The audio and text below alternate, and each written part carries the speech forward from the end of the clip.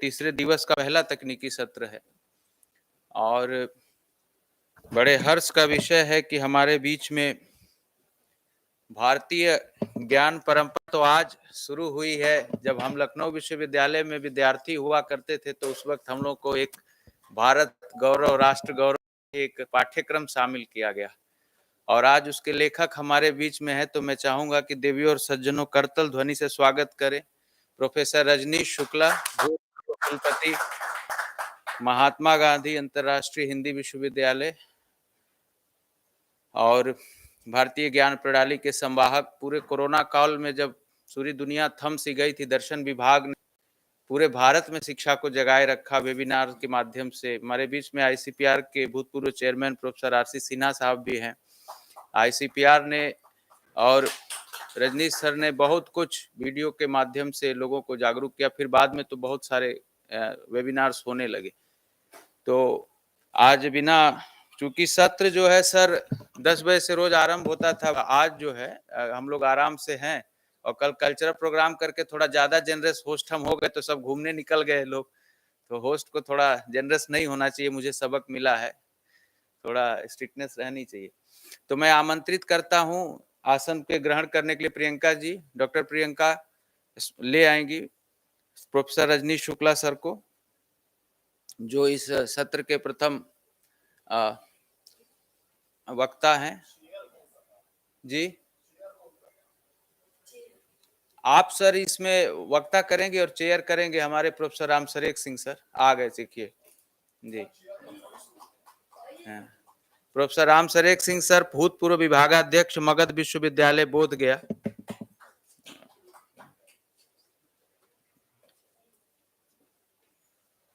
और प्रियंका जी से अनुरोध है कि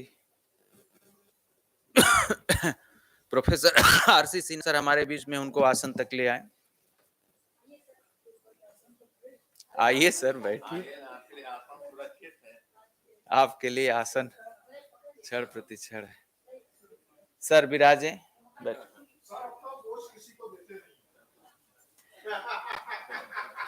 ये बाकी चेयर हटवा देना।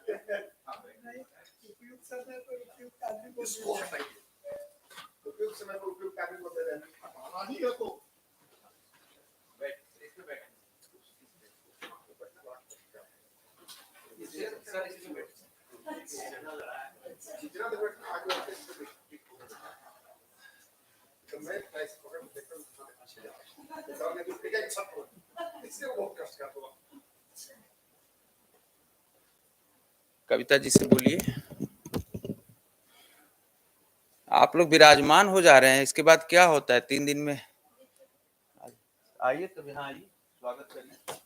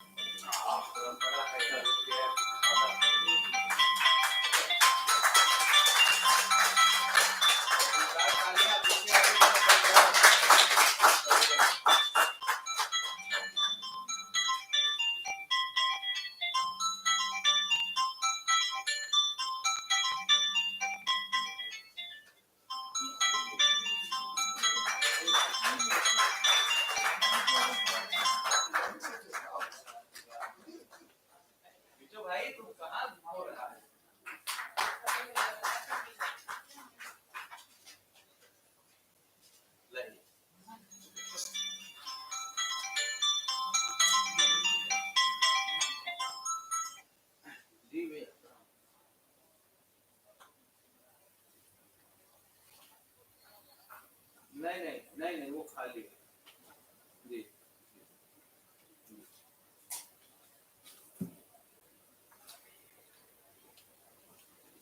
थोड़ा शीघ्रता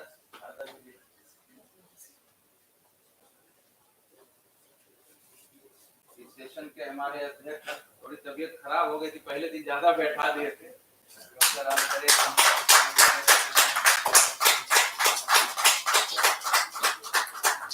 जमाई जो है स्वागत कर रहा है ससुर जी का।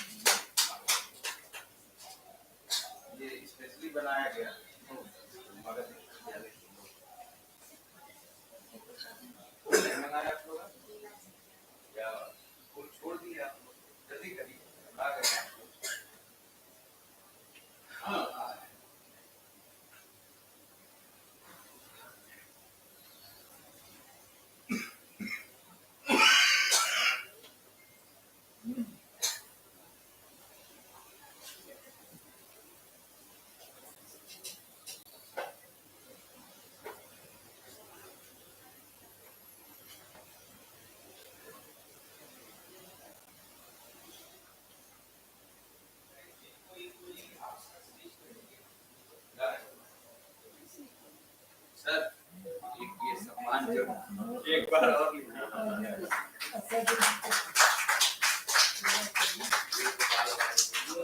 इसी को इसको इतना हल्का बनाया गया कि वो लिखा।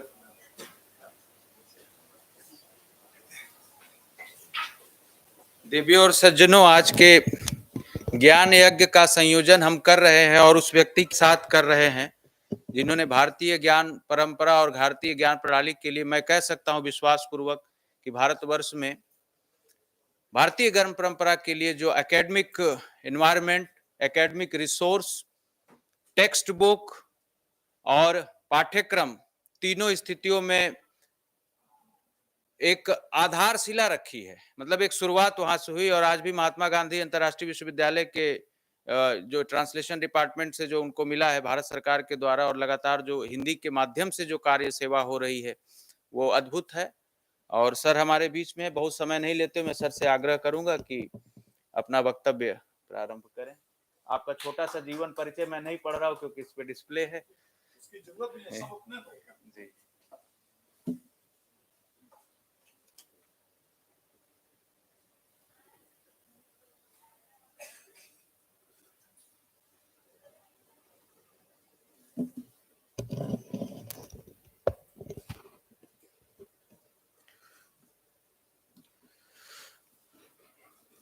इस सत्र के अध्यक्ष आचार्य राम सरेख सिंह जी, मेरे सौभाग्य से, इसमें सौभाग्य सिर्फ मेरा है, बिहार वालों के लिए तो सहज उपलब्ध हैं। प्रोफेसर आरसी सिन्हा जी मंच पर हैं,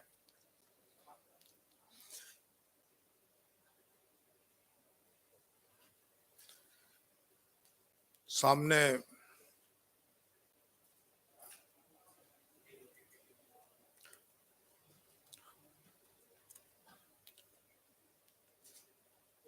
संख्या कम है लेकिन गुणवत्ता की दृष्टि से बहुत ही महत्वपूर्ण है, क्योंकि जब सामने श्रोता के रूप में प्रोफेसर पूनम सिंह जी हों, प्रोफेसर किस्मत कुमार हों, प्रोफेसर श्यामल जी हों,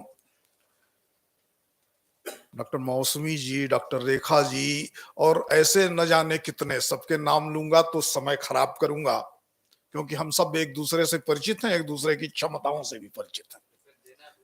अब प्रोफेसर जेना, तो सबसे पहले तो क्षमा याचना करूंगा कि मुझे 2 की रात को आना था, मैं 3 की रात 24 घंटे देरी से पहुंचा हूं। तारीख में 4 तारीख को पहुंचा, इसलिए कह सकता हूं कि अंतिम दिन, और स्वाभाविक है 3 दिन के सेमिनार में अंतिम दिन ठीक वैसा ही होता है जैसा कोई मेला उजड़ने की दशा में होता है। मेले में आने का उत्साह होता है सबको, कुछ प्रयोजन होते हैं। अब प्रयोजन को इसलिए मैं कह रहा हूं कि भारतीय ज्ञान परंपरा हो या भारत की संवाद परंपरा हो अथवा शास्त्रार्थ परंपरा हो, मैं जानबूझ करके डिबेट, डिस्कोर्स, नैरेटिव इन शब्दों से बचना चाहूंगा, क्योंकि हमने समानार्थक शब्द खोजे, लेकिन शब्द समानार्थक होते नहीं है। अर्थ व्यत्यय, अर्थ विचलन होता ही होता है।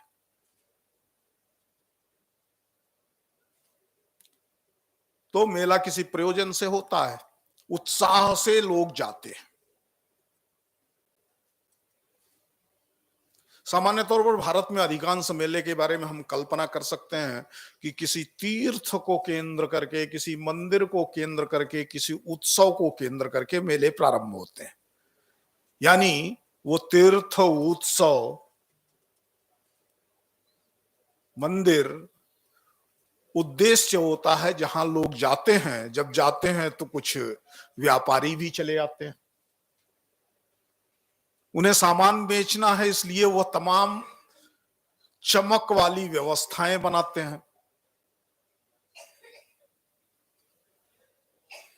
धीरे धीरे उसका विस्तार होता है और मेला व्यापार का, मनोरंजन का केंद्र हो जाता है। जिस तीर्थ और मंदिर को केंद्रित करके मेला प्रारंभ हुआ था वो कहीं ओझल हो जाता। हम में से बहुतों को अनुभव होगा, कई बार मेले में जाने के बाद उस मंदिर या उस तीर्थ तक न जा सके जहां के कारण से ये मेला शुरू हुआ था। भारतीय ज्ञान परंपरा के बारे में जब चर्चा करेंगे तो हमको कुछ बात ऐसी ही दिखाई देगी। भारत में संवाद की परंपरा, शास्त्रार्थ की परंपरा, तत्वबोध की परंपरा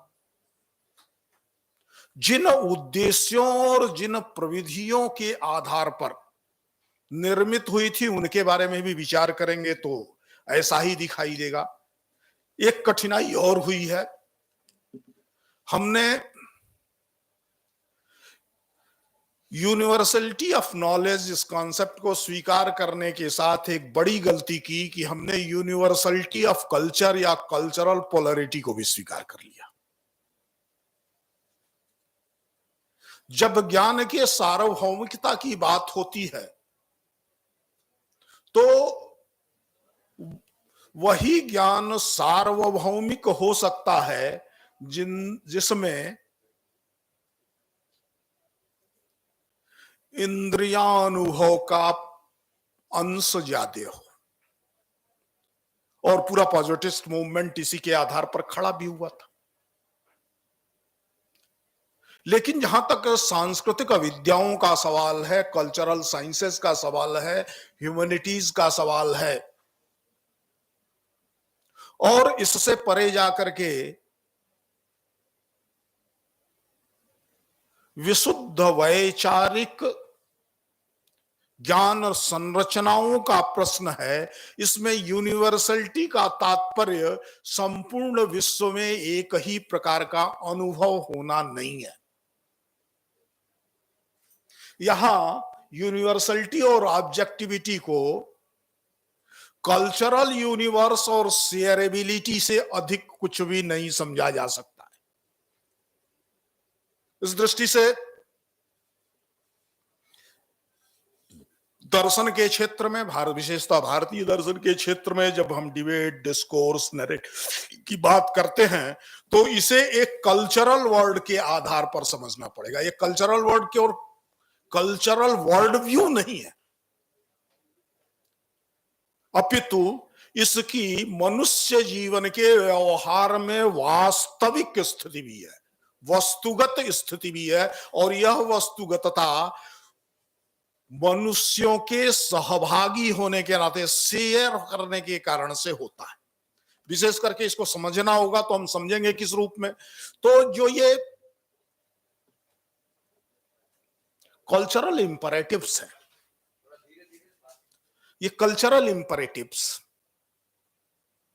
जिनका हम नियामक विज्ञानों के क्षेत्र में बराबर प्रयोग करते रहते हैं, यह अनुभव की दृष्टि से, ज्ञान की दृष्टि से विषयीगत समझ में आते हैं, सब्जेक्टिव समझ में आते हैं, लेकिन इनमें जो इमोटिव एक्सपीरियंस होता है उसमें शेयरेबिलिटी होती है। उदाहरण के तौर पर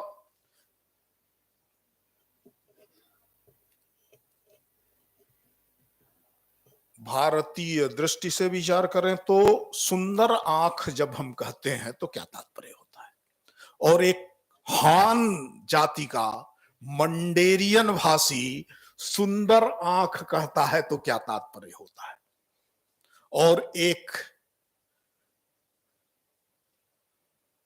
ग्रीक जब सुंदर आंख कहता है तो क्या तात्पर्य होता है।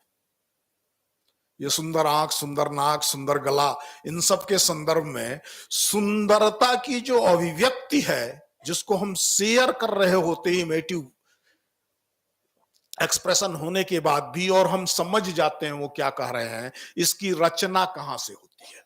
तो इसकी रचना एक सांस्कृतिक समूह के लंबे समय में संघात के साथ समानानुभव के द्वारा होती है। इसलिए जब हम भारतीय संदर्भों में नैरेटिव्स की बात करेंगे, जब हम डिबेट की बात करेंगे, डायलॉग की बात करेंगे, तो स्वाभाविक तौर पर दर्शन के विद्यार्थी को वाद, जल्प, वितंडा, ये तीन प्रविधियां उभर करके सामने दिखाई देती हैं कि ये तीन प्रविधि हैं जिसके आधार में भारत में डायलॉग, डिबेट चलता है।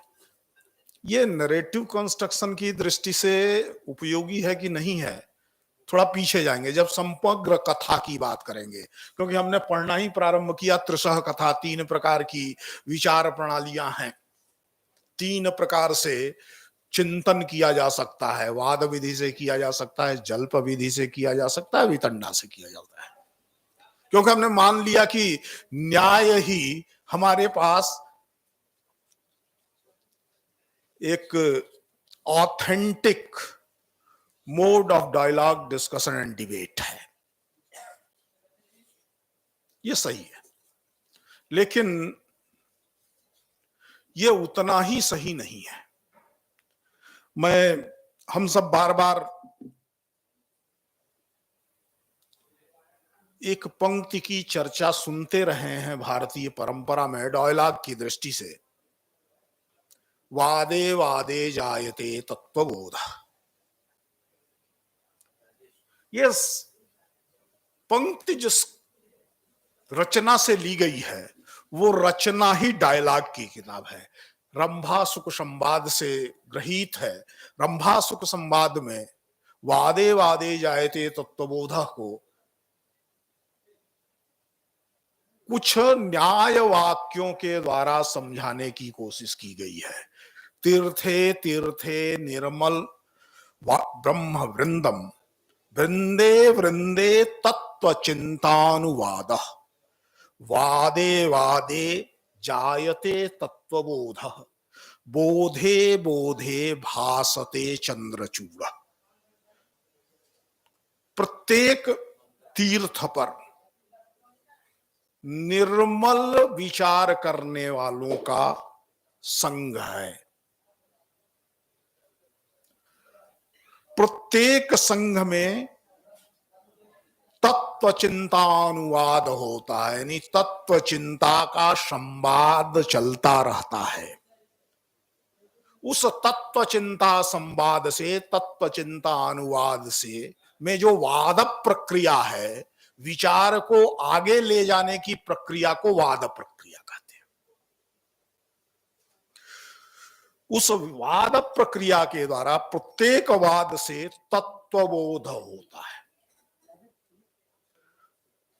और तत्वबोध भी अपने आप में पर्याप्त नहीं है जब तक बोधे बोधे भासते चंद्रचूड़ा, जब तक प्रत्येक तत्वबोध में उसी ईश्वरीय अभिव्यक्ति का बोध न हो जाए जिससे यह संपूर्ण संसार बना हुआ है। अर्थात जब हम वादे वादे चाहे तत्वबोधा कहते हैं तो इसको इस रूप में ही नहीं लेना है कि तत्वबोध का स्वरूप चाहे जैसा होगा वह तत्वबोध है। मैं इसलिए भी कह रहा हूं कि तत्वबोध का तात्पर्य भारतीय परंपरा सत्यबोध के संदर्भ में लेती है। सत्य ही तत्व है जो अव्यवचरित है, त्रिकालाबाधित है, वही तत्व है। जो तत्व है वही सत्य है, और संपूर्ण वाद प्रक्रिया का प्रयोग तत्वबोध के लिए होता है। अब दूसरा विषय भी आ सकता है कि यह वाद प्रक्रिया ही क्यों, तो वाद प्रक्रिया के पहले कथा का विचार करना पड़ेगा। अब नरेटिव का सही अनुवाद करेंगे तो आख्यान होगा। हमने अपनी भाषा में हिंदी में आख्यान और आख्यायिका को स्टोरी के रूप में ही ले लिया है, और बाद में कथा का भी तात्पर्य हमने वही कर लिया कि कथा यानी कहानी यानी story, and method of story telling is method of कथा।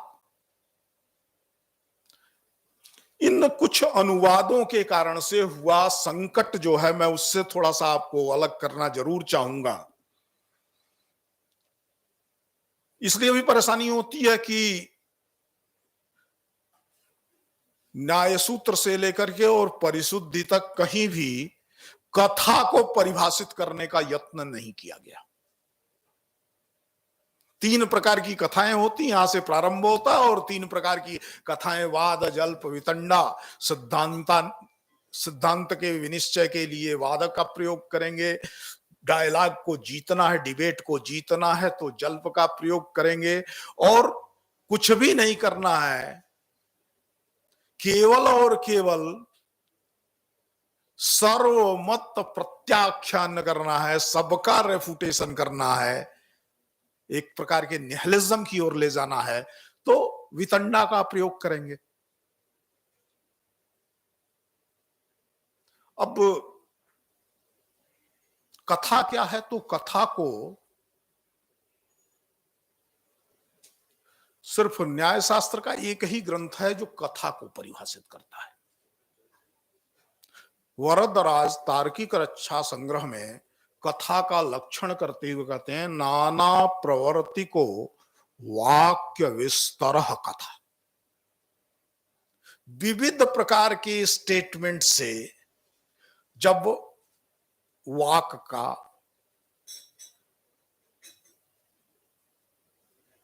यानी बोध का विस्तार किया जाएगा, ज्ञान का विस्तार किया जाएगा, तो वह कथा है।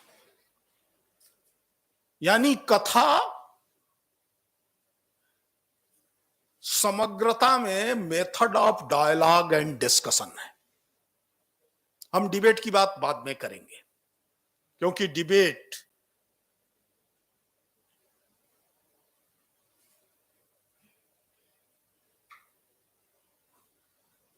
को जिन संदर्भों में बाद के दिनों में गठित किया गया, वह यही था जिसको हम जल्प विधि के रूप में जानते हैं। डिबेट किसी न किसी एक विचार विशेष की विजय की प्रक्रिया। डिबेट इज नॉट डायलॉग और संवाद। हमने इसीलिए डायलॉग का प्रयोग संवाद के लिए किया। तो भारतीय दर्शनों में जो जिसका सर्वाधिक प्रयोग हुआ है वो मेथड ऑफ डिबेटिंग नहीं है, वो मेथड ऑफ डायलॉग है। अब मेथड ऑफ डायलॉग को देखना हो तो कहां देखेंगे? शंकर के ग्रंथों को जब हम ध्यान देते हैं तो वहां मेथड ऑफ डायलॉग बड़ी मजबूती से दिखाई देता है।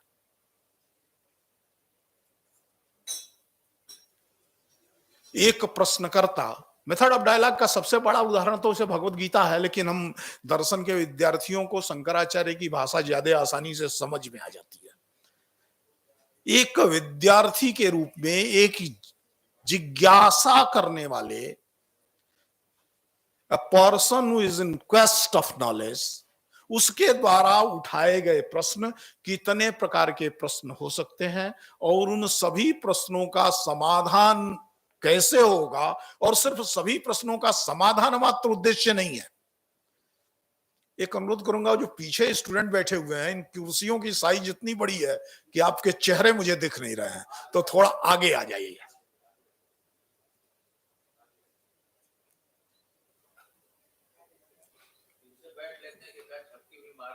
हाँ, लेकिन यहां से थोड़ा डिस्टर्ब होता है उससे।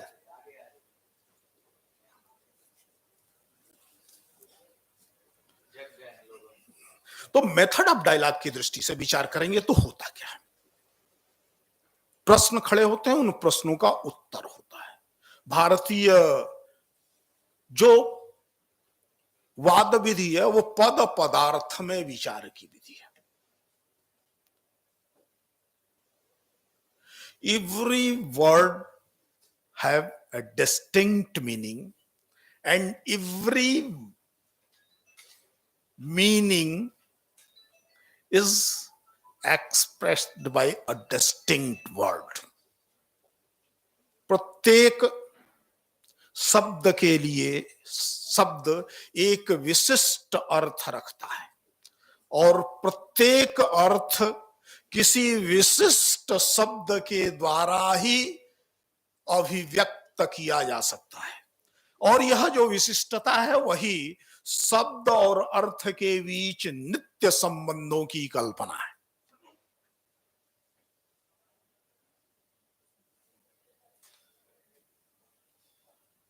इसलिए वस्तुतः भारतीय परंपरा शब्द और अर्थ के बीच जो विशिष्ट किंतु नित्य संबंध है, विशिष्ट संबंध ही नित्य संबंध है, वहां कुछ अलग से विशेषण क्वालिफिकेशन नहीं है, सौपाधिक नहीं है। विशिष्टता क्या है कि एक निश्चित पद एक निश्चित अर्थ को अभिव्यक्त करता है, या एक निश्चित अर्थ एक निश्चित पद के द्वारा ही अभिव्यक्त होता है। किसी भी पद के द्वारा कोई भी अर्थ निकाला जाना संभव नहीं है। इसलिए शब्दार्थ संबंध की नित्यता है। इस नित्य शब्दार्थ संबंध को जान लेना ही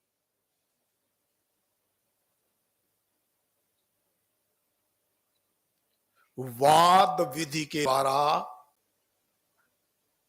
सिद्धांत की प्राप्ति है। सिद्धांत का तात्पर्य साफ है, that is not theorization, that is not attaining a particular theory, but अंत की सिद्धि हो जाए। अंत की सिद्धि किसकी हो जाए? ज्ञान की पूरी प्रक्रिया शब्दों के माध्यम से चलती है, भाषा के माध्यम से चलती है, ज्ञान अर्थों का होने वाला है।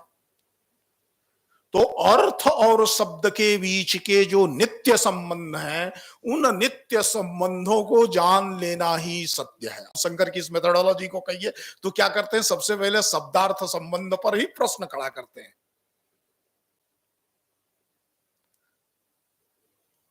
क्या कहते हैं? अस्मद स्मद प्रत्यय गोचर विषय विषय उत्तम प्रकाश। अब क्या है, मैं तुम के प्रत्यय में, तम और प्रकाश के प्रत्यय में नितांत विरुद्ध धर्मा को हम देखते हैं।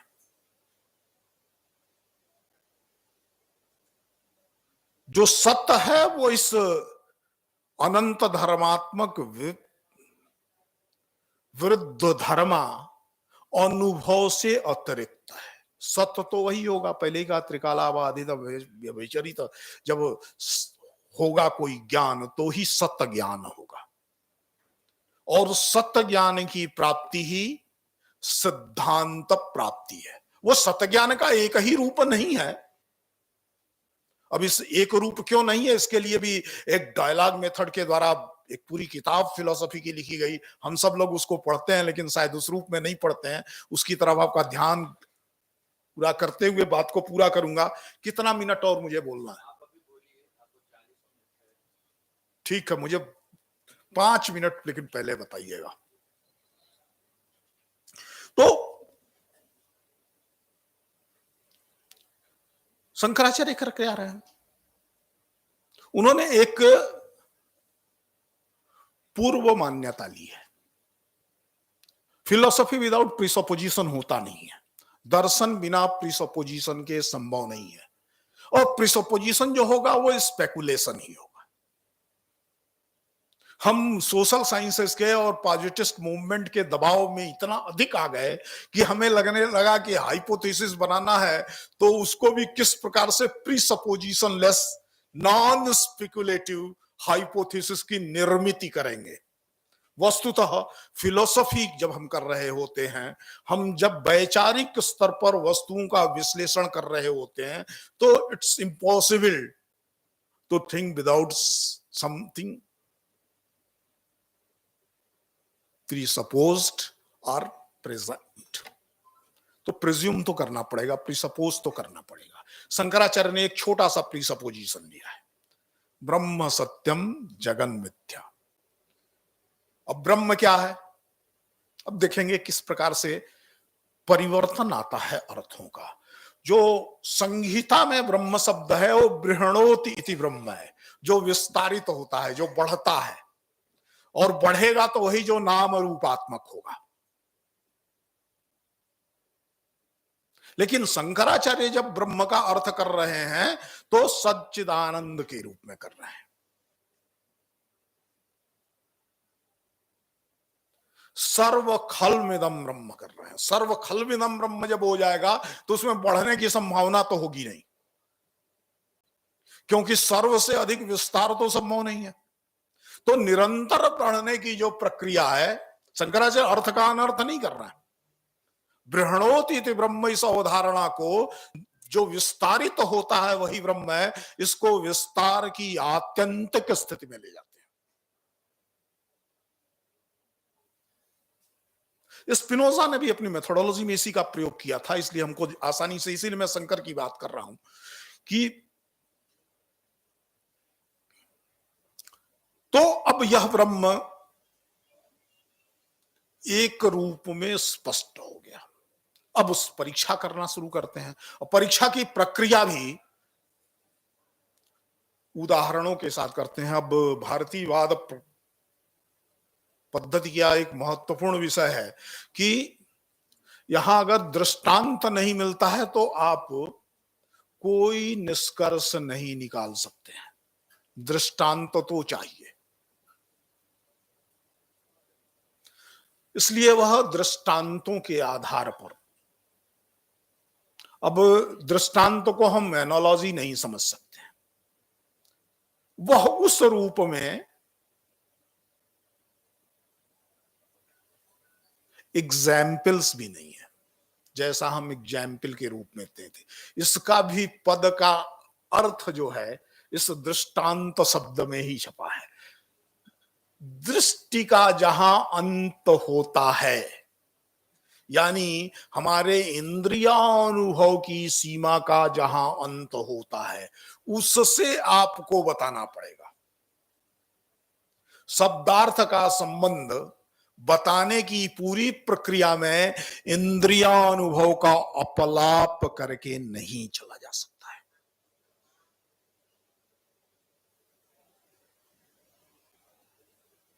इसके लिए शंकराचार्य बहुत स्पष्ट करते हैं कि मैं विज्ञानवादी नहीं हूं, मैं ब्रह्मवादी हूं। और ब्रह्म वस्तुगत सत्ता है, ऑब्जेक्टिव रियलिटी है, ये मेंटल कॉन्स्ट्रक्शन नहीं है। जो वस्तुगत सत्ता होगी वो हमसे अपने से बाहर भी दिखनी चाहिए। अपने से बाहर कैसे दिखेगी? तो इसके लिए वो इंद्रियार्थ का जो अनुभव प्रक्रिया है उस प्रक्रिया का विश्लेषण करते हैं, यानी प्रत्यक्ष की जो पूरी प्रक्रिया है उसका विश्लेषण करते हैं और उसके आधार पर क्वेश्चनिंग करते हैं कि प्रत्यक्ष असंदिग्ध नहीं है।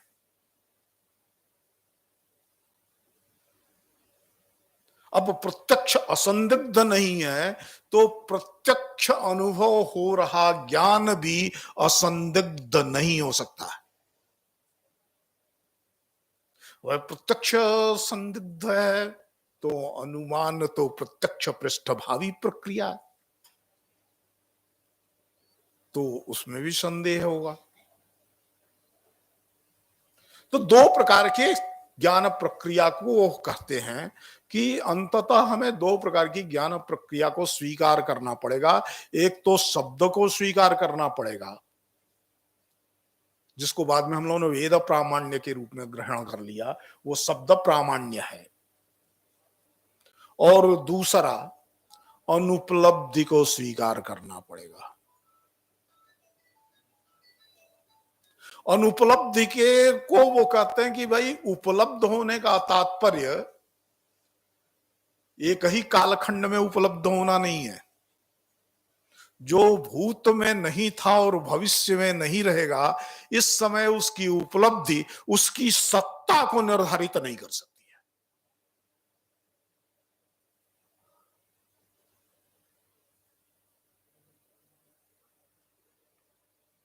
और इन दो चीजों को लेकर के कि जो व्यभिचरित हो रहा है, जो परिवर्तित हो रहा है, जो अभी है कल नहीं रहेगा, वह सत्य नहीं हो सकता है।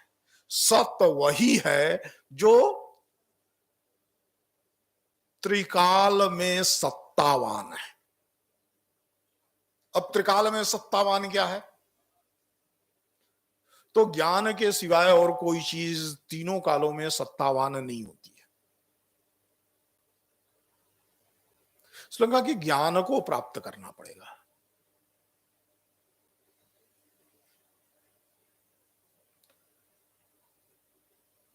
अब दूसरा प्रश्न उठता है कि भाई ज्ञान तो ज्ञाता और ज्ञेय के बीच हुए एक विशेष प्रकार की वृत्ति, प्रक्रिया या इनकाउंटर का परिणाम है।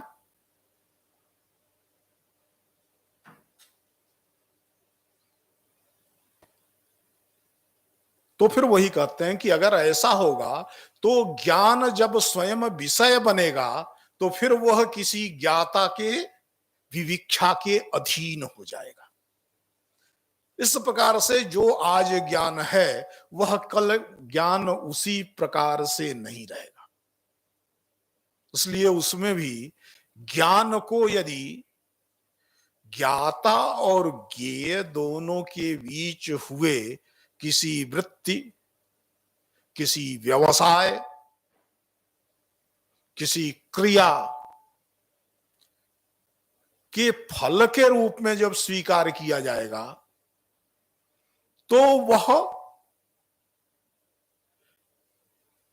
इटर्निटी एंड यूनिवर्सलिटी, जो बेसिक क्राइटेरिया ज्ञान की शंकर ने स्वीकार की है, वह उसमें बन नहीं सकेगी। और यह वो जगह है जहां से उनका डायलॉग शुरू होता है। I am not going in detail. ज्ञान की दूसरी प्रक्रिया है। अब वो बाद किस प्रकार से होता है फिर मैं थोड़ा कंपैरेटिव मेथड करके आपको दिखाता हूं। भारतीय दर्शनों के बीच दो दर्शन प्रारंभ होते हैं समान प्रतिज्ञा से, लगभग मीमांसा और वैशेषिक। पूर्व मीमांसा और वैशेषिक। पूर्व मीमांसा का पहला सूत्र क्या है? अथातो धर्म जिज्ञासा। वैशेषिक सूत्र का पहला सूत्र क्या है? अथातो धर्म व्याख्यास्यामः। अब क्या धर्म के संबंध में जब विचार करेंगे तो मीमांसकों को धर्म का पता नहीं था, इसलिए वो जिज्ञासा कर रहे थे, और वैशेषिक धर्म को अवगत कर चुके थे, इसलिए वो उसकी व्याख्या कर रहे थे।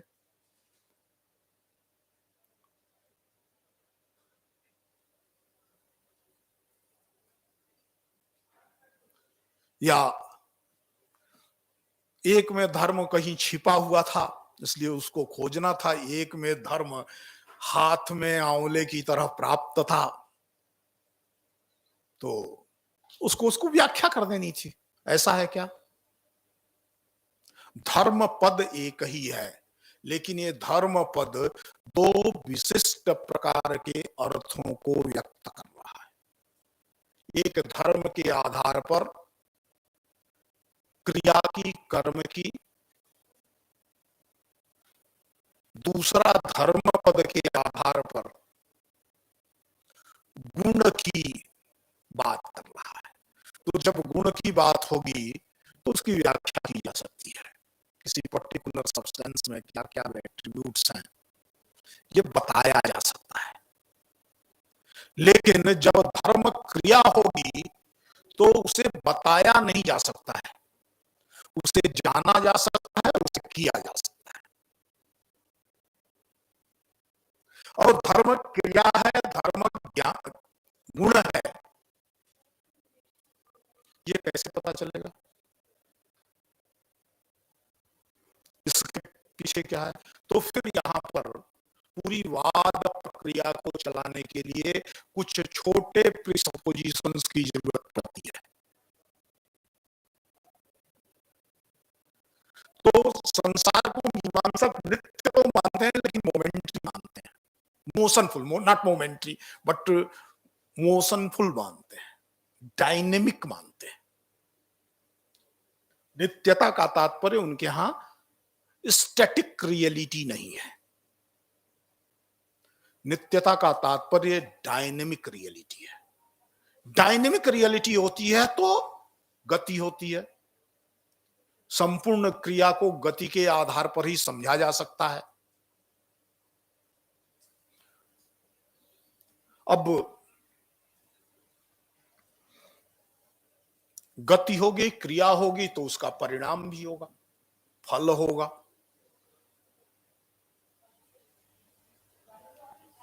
और कोई फल उत्पन्न होगा तो चूंकि वह इसी विश्व का हिस्सा है, इसलिए वो भी गतिवान होगा, क्रियावान होगा, फिर वो एक फल को उत्पन्न करेगा।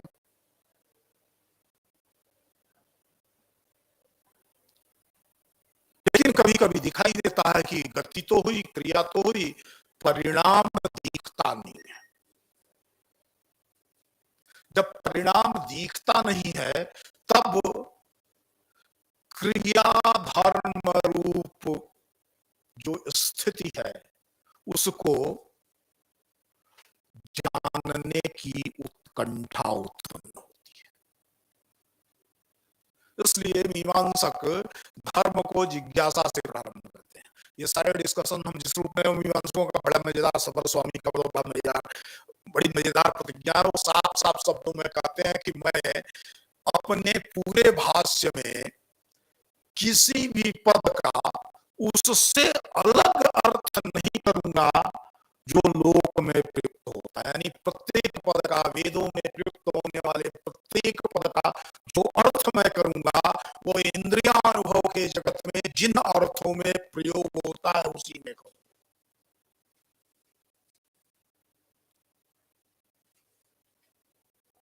क्योंकि वह संसार के इस स्वरूप को जो डायनेमिक है,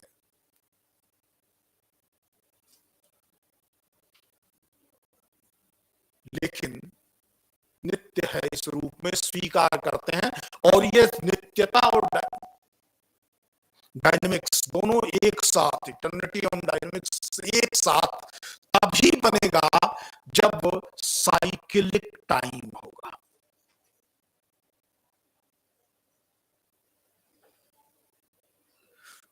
तो मीमांसकों को मूल रूप से साइकिलिक टाइम को, उनका प्रेसपोजिशन साइकिलिक टाइम है, और इसके लिए वो सृष्टि के निर्माण में किसी ईश्वर की कल्पना सृष्टिकर्ता के रूप में नहीं करते हैं, लेकिन सृष्टि की कल्पना करने वाले के रूप में करते हैं।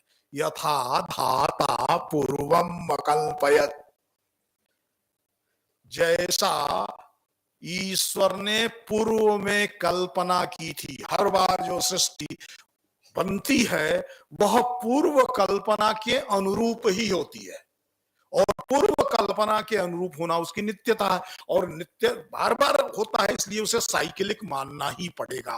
तो साइकिलिक टाइम, धर्म की दृष्टि से कॉन्सेप्ट ऑफ टाइम को साइकिलिक मान लेना और उस काल के आधार पर संपूर्ण विश्व की व्याख्या करना, इसके लिए धर्म के यानी क्रिया के यानी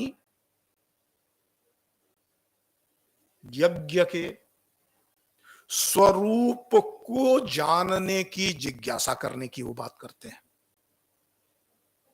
वैसे किसी को पूरे संसार को ऑब्जेक्टिवली रियल समझना था, क्योंकि उन्होंने जो अपनी एपिस्टेमोलॉजी स्वीकार की थी वो न्यायिकों के आधार पर स्वीकार करती थी। जो जाना जा सकता है उसको बताया जा सकता है। धर्म कोई अज्ञेय अज्ञात पदार्थ नहीं है, इसलिए धर्म बताया जा सकता है, इसलिए धर्म की व्याख्या होगी। जो शब्दों से बताया नहीं जा सकता है वह ज्ञान के किसी संसाधन के द्वारा जाना भी नहीं जा सकता है। यानी ज्ञान डिस्क्रिप्टिव है। अब ज्ञान जब डिस्क्रिप्टिव है तो जिज्ञासा करने का तो प्रश्न नहीं उठता है, फिर उसको इंटरप्रेट ही करना पड़ेगा। भारतीयवाद की, भारतीय दर्शन में जो वाद की प्रक्रिया चली है, जो सिद्धांत विनिश्चय की प्रक्रिया चली है, वह बहुत न्यूनतम प्रिसपोजिशंस पर चली है। अब इस प्रिसपोजिशंस के साथ प्रयोग क्या करते हैं कि तदनुरूप दृष्टांत मिलना चाहिए, उदाहरण ऐसा मिलना चाहिए जिसको दिखा करके बताया जा सके, लेकिन उदाहरण ऐसा भी नहीं होना चाहिए जिसके आधार पर एनोलॉजी बने।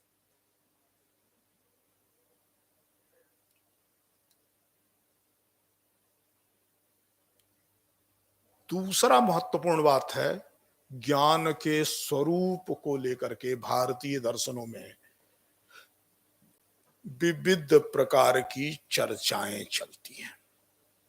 मैं कह रहा था कि उस पर चर्चा करूंगा, और उस पर चर्चा करने की दृष्टि से मैं आप सबको कहूंगा, आप सब ने सर्व दर्शन संग्रह माधवाचार्य का पढ़ा होगा। हमने उसे एक anthology of Indian philosophical schools के रूप में समझा है। पहला तो वो एक अवधारणा पर चोट पहुंचाता है, मैं बार बार कहता हूं, वो अवधारणा कि षड दर्शन नाम की कोई भारत में अवधारणा है। यह भारतीय अवधारणा नहीं, इस पर चोट पहुंचाने के लिए सर्वदर्शन संग्रह ये एक बड़ी मजेदार किताब है। षड दर्शन नाम का प्रयोग कहीं है नहीं, लेकिन मैं आज जो चर्चा कर रहा हूं वो इसके लिए नहीं कर रहा हूं, मैं इसके लिए चर्चा करूं, एक प्रक्रिया प्रारंभ होती है उसमें। वह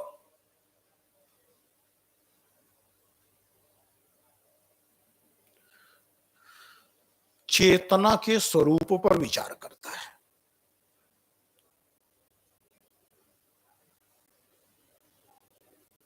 और कॉन्टिजेंट कॉन्शियसनेस से लेकर के और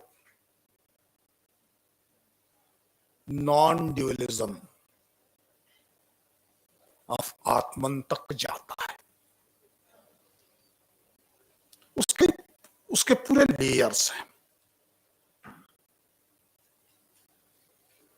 अब उसको समझना है तो कैसे, तो चार भूत जब स्वीकार कर लेता है तो पूरी तरह से चार भूत जब स्वीकार कर लेता है तो आत्मा आकस्मिक रूप से उत्पन्न होती है। चेतना आकस्मिक रूप से उत्पन्न होती है, ज्ञान आकस्मिक हो जाता है, उससे आगे बढ़ता है।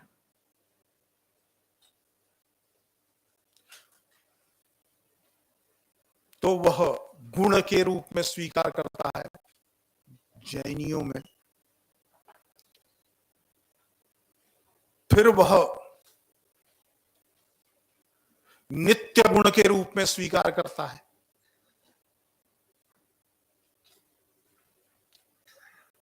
फिर वह धर्म के रूप में स्वीकार करता है, फिर वह क्रिया के रूप में स्वीकार करता है, और इस प्रकार से पूरी प्रक्रियाओं का वाद करते हुए वह गुण नहीं है, क्रिया नहीं है, धर्म नहीं है, अपितु गुण क्रिया और धर्म से परे सब कुछ ज्ञाता ज्ञेय ज्ञान के रूप में जो कुछ भी अभिव्यक्त हो रहा है, वह बोधित हो रहा है, भाषित हो रहा है, वह सब कुछ आत्मा ही है। इस शंकराद्वैत में ले जाकर के पूरी भारतीय संवाद प्रक्रिया का पर्यवसान करता है। अब इसका विचार करते हैं तो भारतीय दर्शन एक कॉन्टिन्यूअस डिबेट का परिणाम दिखाई देता है। साथ ही दर्शन के विविध सिद्धांत विविध प्रकार के प्रयोजनों की पूर्ति में प्रयुक्त होते हुए दिखाई देते हैं। अब मजेदार बात है कि हम जब डिबेट डिस्कशन की बात करते हैं तो हमारी आदत हो गई है कि हम क्यूरियोसिटी से प्रारंभ करते हैं, कौतूहल से प्रारंभ करते हैं। भारतीय दर्शन का प्रारंभ कौतूहल से नहीं है, प्रयोजन से। हम पढ़ाते तो अपने विद्यार्थियों को है कि भारतीय दर्शन मानता है प्रयोजनम अनुद्देश्य मंदोपि न प्रवर्तते, किंतु वस्तुतः दर्शन पढ़ाते समय क्या हम प्रयोजन पूर्वक दर्शनों को पढ़ाते हैं। दर्शन किस प्रयोजन की सिद्धि के लिए? कौन सा दर्शन किस प्रयोजन की सिद्धि के लिए? दर्शन का तो एक ही प्रयोजन है और एक ही दर्शन है। षड दर्शन नाम की कोई चीज नहीं है जो व्यास भाष्य में पंचसिक के वचन को उद्धृत करते हुए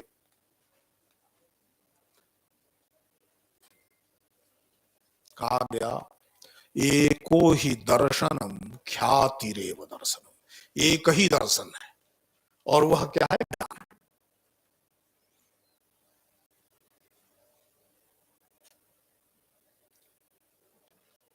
लेकिन यह ज्ञान विविध प्रकार के प्रयोजनों से होता है। उस प्रयोजन के आधार पर विविध दर्शन संप्रदाय बनते हैं।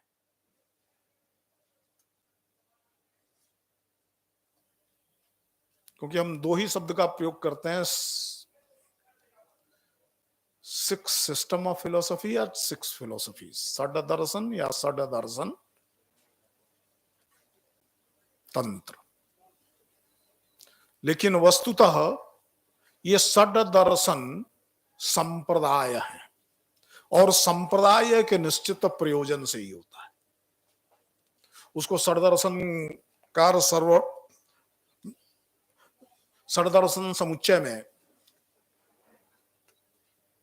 हरिभद्र सूरी ने भी उसकी चर्चा की है। और षड दर्शनों के, यद्यपि यह षड दर्शन वो नहीं है जिन षड दर्शनों को हम समझते हैं, लेकिन कुछ समानता है तीन चार की।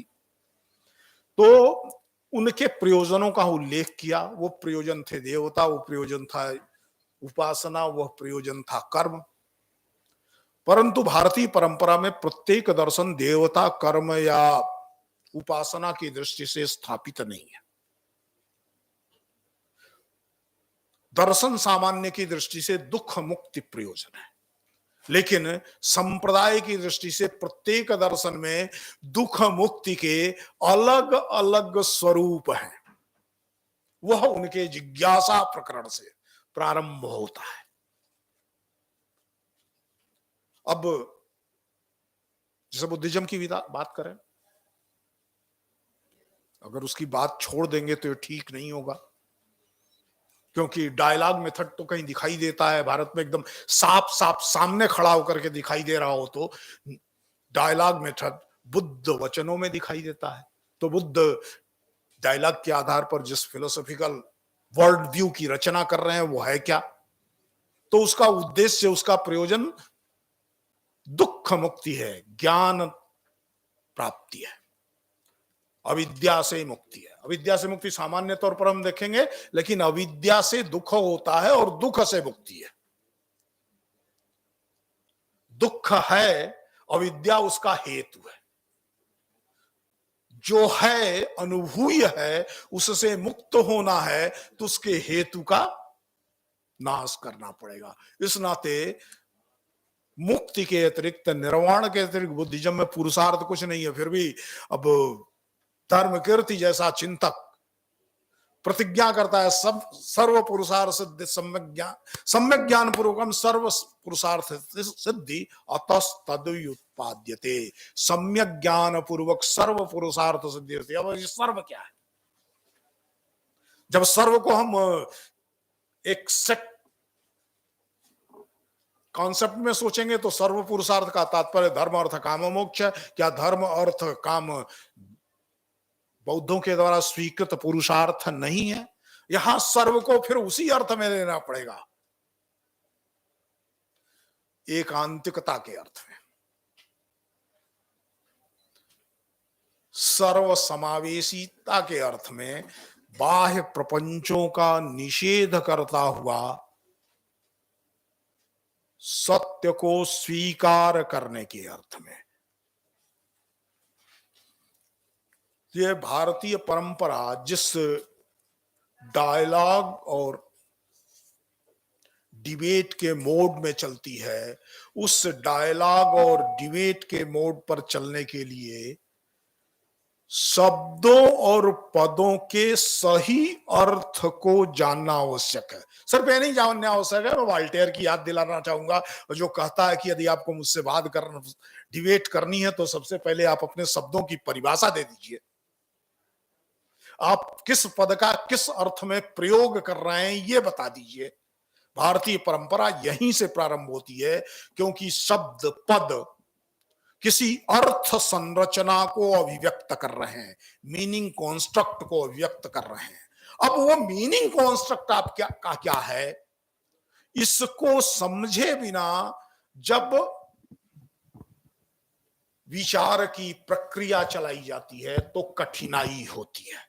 आज के संदर्भों में विचार करें तो भारतीय दर्शनों की दृष्टि से यह बड़ी समस्या है, और भारतीय दर्शनों के आधार पर भारतीय संस्कृति, जीवन प्रणाली, मूल्य व्यवस्था, ज्ञान प्रणाली को जिस रूप में समझा गया है उसके समक्ष भी बहुत बड़ी समस्या है।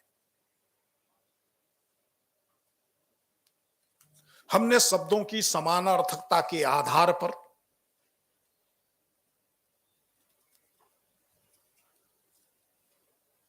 बाह्य जो कुछ दिखाई दे रहा है उसकी समानार्थकता के आधार पर संवाद को प्रारंभ किया। अभी यूरोप से आए हुए पदों के भी हमने किन किन अर्थों में प्रयोग किए हैं।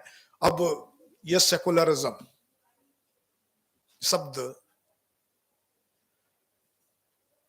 थॉमस हॉलियोक ने सबसे पहले जब प्रयोग किया था तो इसका प्रयोग चर्च ऑफ इंग्लैंड की स्थापना का आधार बना था।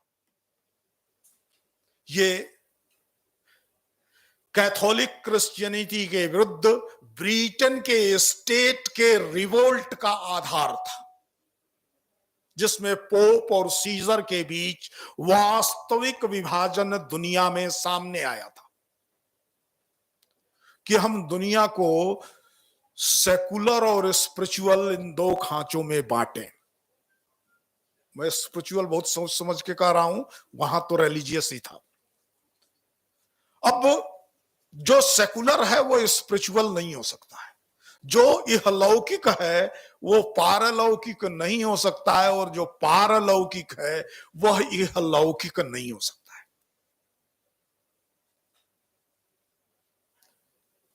ये वो एक डिवीजन था, लेकिन दोनों को जोड़ेगा कौन, ये प्रश्न आ गया। दोनों तो जुड़ेगा ही। चर्च ऑफ इंग्लैंड में जैसे जोड़ा उसे उन्होंने ब्रिटेन में भी, जब यूएसए में भी कॉन्स्टिट्यूशन में जहां सेकुलरिज्म पहली बार लिया था वहां भी वैसे ही जोड़ा। ब्रिटेन में उन्होंने जोड़ा कि चर्च ऑफ इंग्लैंड और head of church of England और इंग्लैंड नेशन, इन दोनों का जो प्रमुख होगा वो राजा होगा। जो सेकुलर मामले हैं, दुनियावी मामले हैं, वो राजा देखेगा, और जो आध्यात्मिक और धार्मिक मामले हैं वो चर्च ऑफ इंग्लैंड का हेड देखेगा। सेकुलरिज्म की उनकी अपनी अवधारणा बहुत स्पष्ट है, जहां से जन्म लेता है। सेकुलरिज्म जिन्होंने अपने कॉन्स्टिट्यूशन में स्वीकार किया था,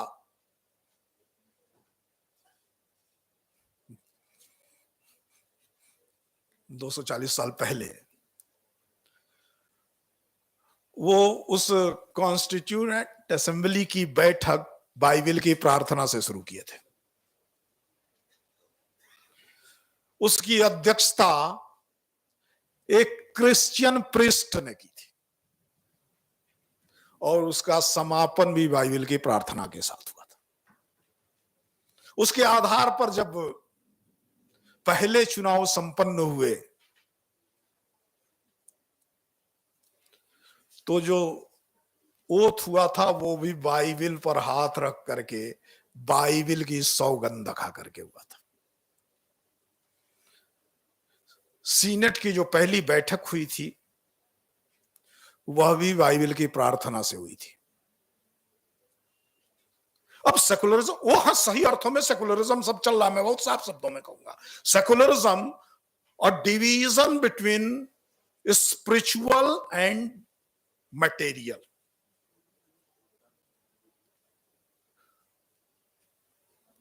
a division between religious affairs and bodily affairs. हमने उसको किस अर्थ में ग्रहण किया, मैं उस पर लंबी चर्चा नहीं करूंगा। वही समस्या हमारे साथ संपूर्ण दर्शनों के साथ खड़ी हुई। फिलोसफी और दर्शन, इनमें समानता तो है, लेकिन दोनों एक ही तो नहीं है।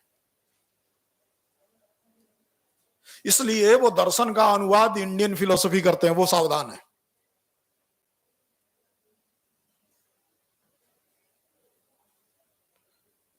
और वो फिलोसफी का अनुवाद बिना किसी प्रीफिक्स के, बिना किसी एडजेक्टिव के पूरी दुनिया में कराने के लिए कंपेल भी करते हैं।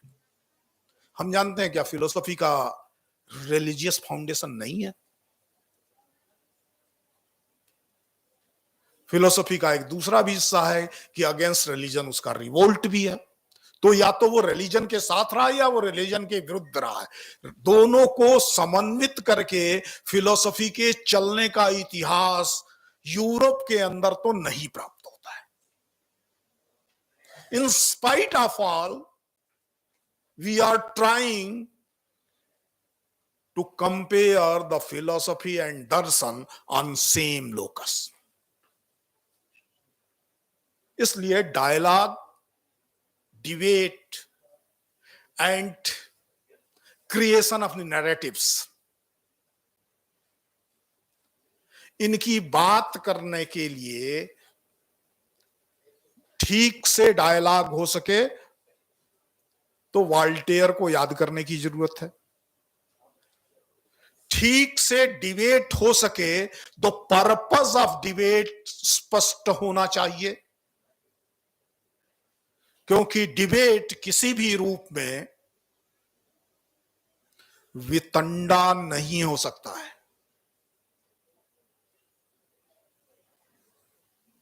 इसलिए नागार्जुन को ध्यान दें, हम देखें कि हमने बिना किसी पर्पज के एक डिबेट नागार्जुन के दर्शन में देखा है। और इतना है कि वो स्पष्ट कहता है, काचन में प्रतिज्ञा नास्ति स्यात् में भवेत को दोष। मेरा तो कोई प्रतिज्ञा ही नहीं है, न मेरा कोई प्रिसपोजिशन है, न मेरा कोई प्रयोजन है, तो मुझमें दोष कहां से आएगा? तो निर्दुष्ट होने के लिए अगर हम प्रयोजनहीन संवाद प्रक्रिया चला रहे हैं, प्रयोजनहीन डिबेट चला रहे हैं, तो यह वितंडा है। प्रयोजन किसी भी संवाद का दो ही हो सकता है, या तो स्वमत स्थापना हो या परमत खंडन पूर्वक अपनी वैचारिक विजय हो। और ये दोनों प्रयोजन स्पष्ट होने चाहिए। मैं पिछले 200 वर्षों में इंडियन फिलोसफी की फील्ड में, और उसका परिणाम हुआ कि इंडियन सोशल साइंसेज की फील्ड में भी जो कुछ भी हुआ है वह पूरी तरह से वाद विधि का अनुसरण न करते हुए से उलट एक वितंडा, जिसमें जिस सिद्धांत की हम चर्चा कर रहे हैं उसके दोषों को देखते हुए उसको निरस्त करने की यत्न हुए हैं। This is the right time and high time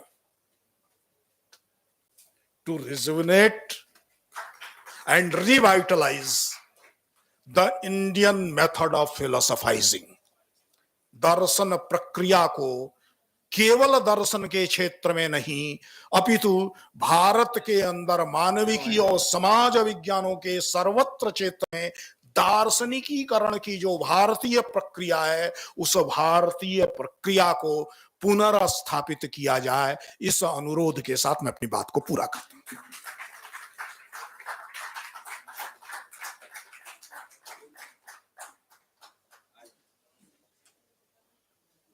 बहुत बहुत धन्यवाद सर, आपने बहुत ही विस्तार से विषय को रखा और उम्मीद करते हैं कि हमारे श्रोतागण इस विषय पे और स्पष्टता अपनी प्राप्त करेंगे। अब मैं अध्यक्षीय उद्बोधन के लिए प्रोफेसर राम सरेख सिंह सर को आमंत्रित। आदरणीय मंचासीन अंतर्राष्ट्रीय ख्याति प्राप्त दर्शन शास्त्र के चिंतक विचारक प्रोफेसर आशीष सिन्हा, इस सेशन के मुख्य वक्ता प्रोफेसर रजनीश शुक्ला जी तथा सभागार में उपस्थित हमारे प्रियजन, शोधार्थी, विद्यार्थी एवं शिक्षकगण, यह कार्यक्रम का अंतिम सोपान है। आदमी जिस तरह से जो है सीढ़ी चढ़ते चढ़ते अंतिम सीढ़ी पहुंचते पहुंचते थक जाता है, यहाँ पर भी हम देख रहे हैं जो दिखाई पड़ता है प्रत्यक्ष रूप से जो है ना सुषुप्ता अवस्था में जो है बहुत से श्रोता जो है आगे हैं, लेकिन प्रोफेसर रजनीश इन्होंने भारतीय दर्शन के नास्तिक से लेके आस्तिक एवं अद्वैत वेदांत पर विशद रूप से जो है विवेचना किए। निश्चित रूप से जो है हमारे श्रोताओं को, शोधार्थियों को, विद्यार्थियों को, शिक्षकों को, हमारे बीच जो है पूनम जी जो हमारे बहुत अंतरंग हैं, पटना यूनिवर्सिटी से दर्शन शास्त्र के जो है भूतपूर्व विभाग अध्यक्ष हैं। किस्मत जी वीर कुमार सिंह यूनिवर्सिटी से आए हैं। दर्शन जगत में इनका जो है क्रियाकलाप बहुत एक्टिव रहते हैं। श्यामल जी के बारे में क्या कहना है, दर्शन को जो है ना जिंदा रखने में जो है प्राण वायु देने में जो है इनका योगदान जो है अहम है। और लखनऊ से प्रोफेसर जो है सक्सेना हमारे बहुत अंतरंग हैं। इनकी प्रतीक्षा हम लंबे समय से कर रहे थे कि कब इनका दीदार हो, समय कब व्यक्तिगत संवाद हो, तो सौभाग्य जो है मिल गया है। और रजनीश शुक्ला जी, भारतीय दर्शन कोई ऐसा क्षेत्र नहीं है जिसको इन्होंने न छुआ हो, चाहे नास्तिक चारवाक हो, चाहे बुद्ध हो, चाहे न्याय हो, मीमांसा हो, अद्वैत वेदांत हो। शुरू में जो है शैलेंद्र जी एक दिन का जो है इन्होंने रखा जो है कार्यक्रम, हमारे जो है प्राचीन तपोनिष्ठ महर्षि आदि शंकराचार्य के संदर्भ में जो है आधार ही इतना मजबूत है, इतना सबल है कि उस पर जो है दर्शन शास्त्र का जो है महल खड़ा हुआ है। निश्चित रूप में यह जो है आने वाले जो है दिनों में जो है लोगों को जो है लाभ हो जाए। शैलेंद्र जी जो है का साधुवाद कि उन्होंने तन से, मन से, धन से, हर तरह से जो है इस कार्यक्रम को सफल बनाने के लिए प्रयत्न किए, कोशिश किए। और जिस तरह से सत्यनारायण स्वामी का जो अंतिम अध्याय होता है सब लोग प्रतीक्षा करते हैं, लेकिन उसके पूर्व जो है हम लोग श्रोताओं से जो है आग्रह करेंगे कि अपना जो प्रश्नोत्तर काल है, अपना प्रश्न जो है रखें। जो है उसका उम्मीद है कि हमारे जो है वक्ता जो है निश्चित रूप से उनको संतुष्ट करें। अब प्रश्न उत्तर के लिए सत्र ओपन है और हम लोग थोड़ा उसके बाद हमारे पास 5 पत्र वाचन है। इस सत्र की अध्यक्षता प्रोफेसर रजनीश शुक्ला ही करेंगे प्रेजेंटेशन के लिए पेपर के। तो इसके पहले प्रश्न उत्तर आप अपना समाप्त कर ले, फिर हम दूसरा सत्र जो है टेक्निकल सेशन स्टार्ट करेंगे। Any question? जी मैम को दीजिए माइक, दे दीजिए वहीं। हमारे थोड़ा शॉर्ट में रहे सर समय।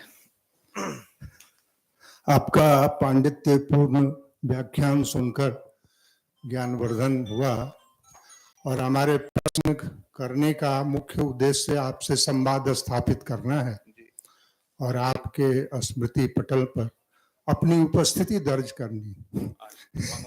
तो आपने एक वाक्य कहा कि शंकराचार्य जी के दर्शन का प्रिसपोजिशन है ब्रह्म सत्यम जगत मिथ्या। अगर ये प्रिसपोजिशन है, हम समझते हैं कि ये उनके दर्शन की परिणति इस वाक्य में होती है कि ब्रह्म सत्यम जगत मिथ्या। ये प्रिसपोजिशन किस तरह से आपने कहा, या इस विषय पर प्रकाश डालने की कृपा करें।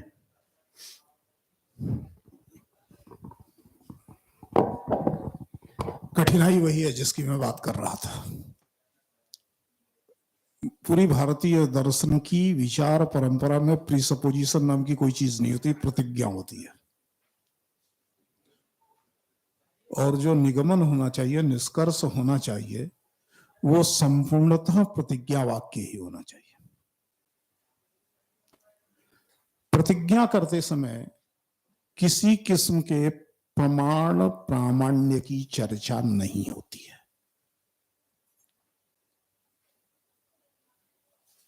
इसलिए हमारी जो ट्रेनिंग है, मैं इस प्रीसपोजिशन शब्द का प्रयोग अपनी ट्रेनिंग के आधार पर कर रहा था। समथिंग इज प्रीसपोज्ड, वो नल एंड वाइड हो सकता है, लेकिन भारतीय विचार प्रक्रिया में जो प्रतिज्ञा है वो नल एंड वाइड हो गई। तो वह दर्शन या दार्शनिक प्रक्रिया निश्चित रूप से किसी हेत्वाभास का शिकार हुई है। अर्थात चिंतन की प्रक्रिया पूरी तरह से स्पष्ट नहीं है। तो मैंने कहा था कि यहां पर भारतीय चिंतन प्रक्रिया को समझना होगा तो शब्दार्थ का विवेचन सबसे पहले करते हैं, प्रयोजन का विवेचन सबसे पहले करते हैं। अब जो अर्थ है, शब्द से अभिव्यक्त हो रहा अर्थ, और जो प्रयोजन है उसकी सिद्धि प्रतिज्ञा में होती है तो प्रतिज्ञा साधु है। यदि सिद्धि नहीं होती है तो प्रतिज्ञा साधु प्रतिज्ञा नहीं है। इसलिए मैंने शुरू में ही कहा था कि मैं कुछ चीजें, हमारी जो फिलोसफाइजेशन का जो अपना मेथड है, और ये फिलोसफाइजेशन का मेथड इतना अधिक सोशल साइंसेस की मेथोडोलॉजी से प्रभावित हो गया है या दब गया है कि हम दार्शनिक प्रक्रिया में सोच सकने की स्थिति में नहीं होते हैं। इसलिए मैंने कहा भी था कि मैं अंत में जाकर के माधव की चर्चा करके, माधवाचार्य की चर्चा करके वास्तविक फिलोसफाइजेशन का मेथड क्या है इसकी चर्चा करूंगा, जिसमें 22 प्रतिज्ञाएं माधव करते हैं। प्रथम प्रतिज्ञा में दोष दिखता है तो दूसरी प्रतिज्ञा करते हैं, तीसरी प्रतिज्ञा में दोष दिखता है तो चौथी करते हैं। इस ढंग से 22 प्रतिज्ञाएं करते हुए अंत में सर्व खलमिदं ब्रह्म नेह नानास्ति किंचन अयम आत्मा ब्रह्म, इस अद्वैत दृष्टि की स्थापना सर्वदर्शन संग्रह में करते हैं, और इसीलिए उसको वेदांत केसरी कहते हैं। तो शंकराचार्य प्रीसपोजिशन नहीं कर रहे हैं, शंकराचार्य प्रीलॉग कर रहे हैं अध्यास के रूप में, लेकिन प्रतिज्ञा उनकी वही है, ब्रह्म सत्यम जगन मिथ्या जीवो ब्रह्मैव नापरः। और यह प्रतिज्ञा पूरी विचार प्रक्रिया के आधार पर वो सिद्ध करते हैं। वास्तव में भारत की जो वाद विधि है यही है, वह मीमांसा की न्याय प्रक्रिया से विषय विषय से चले, या प्रतिज्ञा हेतु उपनय से चले, न्याय की जो न्याय प्रक्रिया है, मेथोडोलॉजी ऑफ आर्गुमेंटेशन है उससे चले, या अद्वैत वेदांत ने जो आर्गुमेंटेशन की प्रणाली स्वीकार की, जिसको लॉजिक ऑफ इनडिस्क्रिमिनेबिलिटी के तौर पर समझा जा सकता है, अनिर्वाच्यता के तर्कशास्त्र के रूप में समझा जा सकता है, उस मेथोडोलॉजी पर चले। लेकिन वस्तुतः प्रतिज्ञा तो सर्वत्र होगी, और वो प्रतिज्ञा बिना किसी संशोधन के साधु सिद्ध होती है तब दर्शन का सिद्धांत प्राप्त होता है। यदि प्रतिज्ञा में किसी किस्म का संशोधन संवाद की परिणति में जाता है तो नए दार्शनिक संप्रदाय को जन्म देता है। शंकर की परिणति उनके स्वयुत्थ योजना में, उनके फिलोसॉफिकल सिस्टम में किसी किस्म के प्रतिज्ञा में संशोधन के लिए कोई अवकाश नहीं देती है। जैसे शर्मा जी हमारे पुराने मित्र हैं, 40 वर्षों की मित्रता है हम लोगों की, तो ये मुझे कुरेदते रहते हैं और वही शायद था, वो ध्यान आकृष्ट कराना नहीं था, इनको कुरेदने की आदत है। थोड़ा संक्षेप नहीं रहे सर।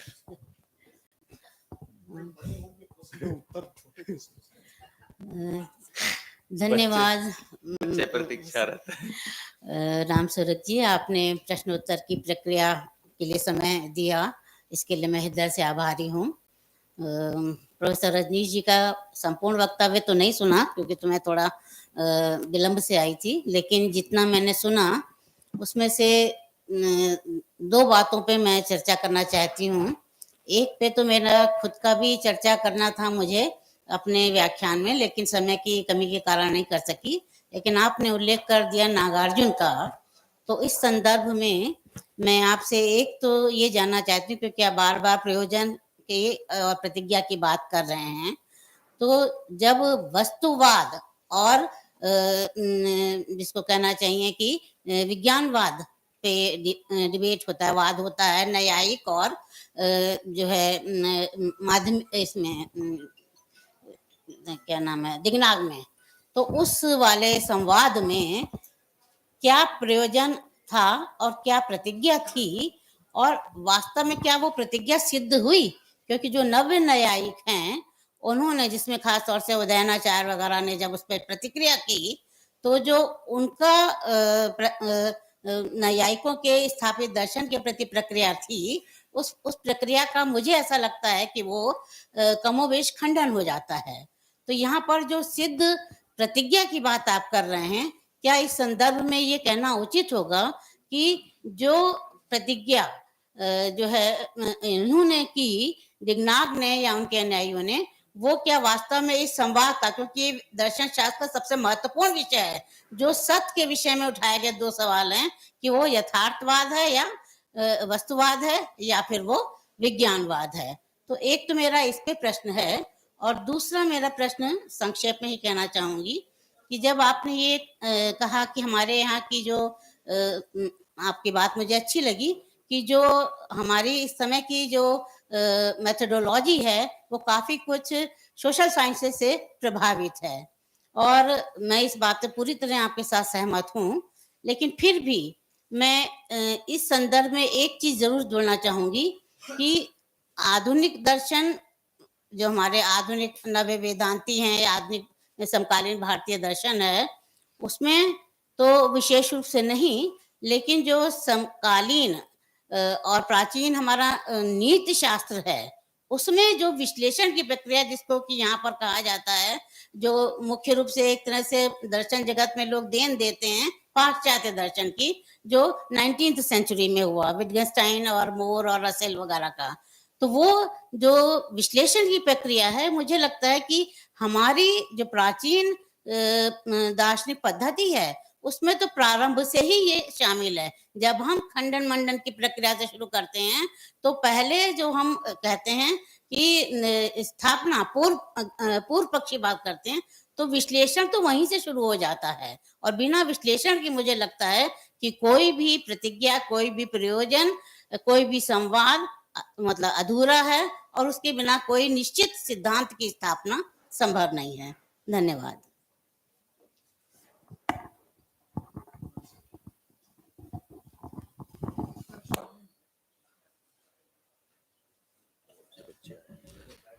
वैसे तो कोई प्रश्न नहीं है, सही बात है, ये मेरे व्याख्यान पर एक पूरक टिप्पणी है। बहुत बढ़िया। लेकिन ये जो प्रश्न हम नागार्जुन को लेकर के खड़े करते हैं,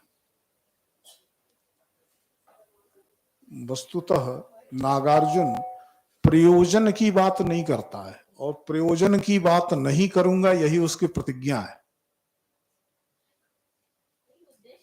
तो पूरे नागार्जुन के मेथड को समझना पड़ेगा। तो वस्तुतः नागार्जुन का जो मेथड है वो एक मेथड ऑफ निगेशन है, जो एक विशेष किस्म के तर्क शास्त्र की रचना करता है, और वो लॉजिक ऑफ इम्पॉसिबिलिटी है, असंभाव्यता का दर्शन है। इसलिए प्रतिज्ञा विहीन नहीं है। वो कहता है काचन, विग्रह व्यावर्तनी में साफ साफ कहता है, काचन में प्रतिज्ञा नास्ति स्याद् भवेत् को दोष। मेरी कोई प्रतिज्ञा नहीं है, इसलिए मेरे अंदर कोई दोष नहीं हो सकता है। तो प्रतिज्ञाहीन होना ही प्रतिज्ञा है, इसलिए यह तो हो नहीं सकता है। और प्रयोजन उसका स्पष्ट है, शून्यवाद की स्थापना करना। इस प्रयोजन में कहीं कोई संशय नहीं है। परंतु शून्यवाद की स्थापना करते समय वह जब दो सत्यों की बात करता है, तो दो सत्य की बात शून्यता के का निषेध करती है। हाँ, उसकी व्यावहारिकता बनेगी, लेकिन जो व्यावहारिक है वो नहीं है, ऐसा नहीं है। ये शंकर और नागार्जुन के बीच का जो बड़ा अंतर है, वो अंतर यही है मेथोडोलॉजिकली। शंकर अपनी तत्व मीमांसा में मिथ्यात्व के मिथ्यात्व को स्वीकार करते हैं, और नागार्जुन परमार्थ सत्य शून्यता का तत्वतः दूषण समृद्धि सत्य में स्वीकार करता है। मिथ्यात्व की कोई तत्वतः स्थिति नहीं है, किंतु समृद्धि सत्य की तत्वतः स्थिति शून्यता के दूषण पूर्वक आती है। इन दोनों के बीच के अंतर को समझेंगे तो नागार्जुन को शून्यता की सिद्धि के लिए ज्यादा प्रीसपोजिशंस करने पड़ रहे हैं, बल्कि शंकराचार्य, जिसको फिर मैं कहूंगा, मेरे पास उस समय शब्दों का अभाव है, वो कहते हैं कि प्रतिज्ञा है। मैं वो एक प्रिसपोजिशन है प्रतिज्ञा के रूप में जो प्रस्तुत हो रही है, एक ही है, ब्रह्म सत्यम जगन मिथ्या। तो ये जो दो अंतर है, शेष चीजें मेरी पूरक थी, इसलिए मैं उन पर फिर प्रति टिप्पणी नहीं करूंगा। बात सर, अब मैं अध्यक्ष महोदय की अनुमति से इस सत्र के समाप्ति की अनुमति चाहूंगा कि घोषणा करें, और पेपर प्रस्तुतिकरण के लिए द्वितीय सत्र का आरंभ होगा। Professor Rajnish Shukla sir session की अध्यक्षता करेंगे। तो प्रतिभागियों से अनुरोध है, मैं नाम ले रहा हूं और वो अपना आके ऊपर स्थान ग्रहण करें। जी, समाप्त। सत्र समाप्त किया जाता है।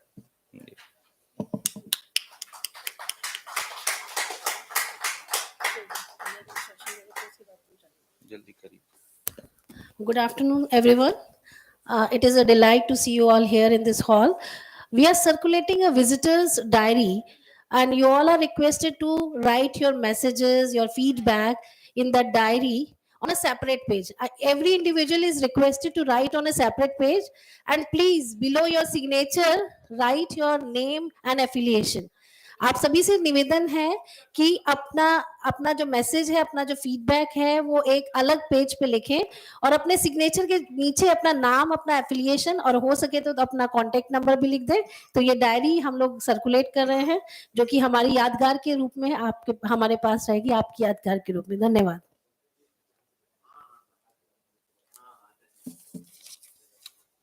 द्वितीय सत्र के प्रतिभागी हैं, the participants for the last session, technical session, are Dr. Abhishek Yadav and Dr. Ankita. Dr. Yadav is a philosophy assistant professor in Indian Institute of Management, Bodh Gaya, and Dr. Ankita is a senior research scholar in IIT Mumbai, and they will present their paper jointly. Please have a seat. Dr. Vibhishan Manjhi from SPM University, Mumbai, is a IIT alumni, Mumbai. Dr. Vibhishan Manjhi, please come on the dais. जी presentation PPT करेंगे आप? PPT नहीं है इनके यहाँ। Doctor Dev Prakash Chandreshwar Prasad Singh, Rajasthan university से assistant professor. Doctor Dev Prakash Gujela, Akhlaq, doctor Akhlaq and Aditya Kumar.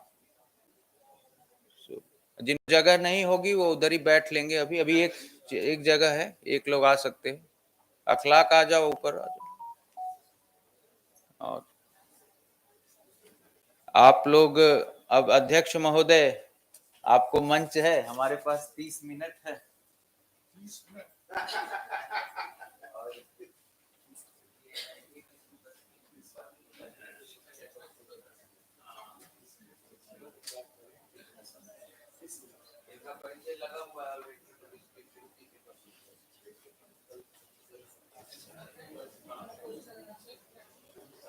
यहाँ लगा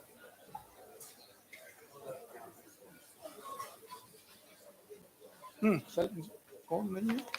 डॉक्टर अभिषेक यादव है, डॉक्टर अंकिता, ये बैठे AIM बोध किया मैं। अच्छा, जो क्रॉस किया है वो नहीं है। वो नहीं, बस एक नाम है इसमें और बाकी ये।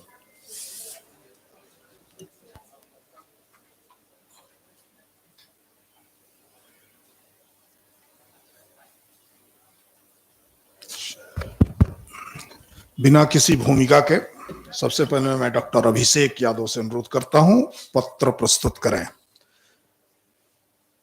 समय सीमा का ध्यान रखेंगे, किसी भी ढंग से 4 मिनट में खत्म करेंगे, शायद 1 मिनट श्रोताओं के लिए भी मिल जाए। थोड़ा इनको ज्यादा दीजिए। क्या कहा जाए, बहुत मेहनत से जो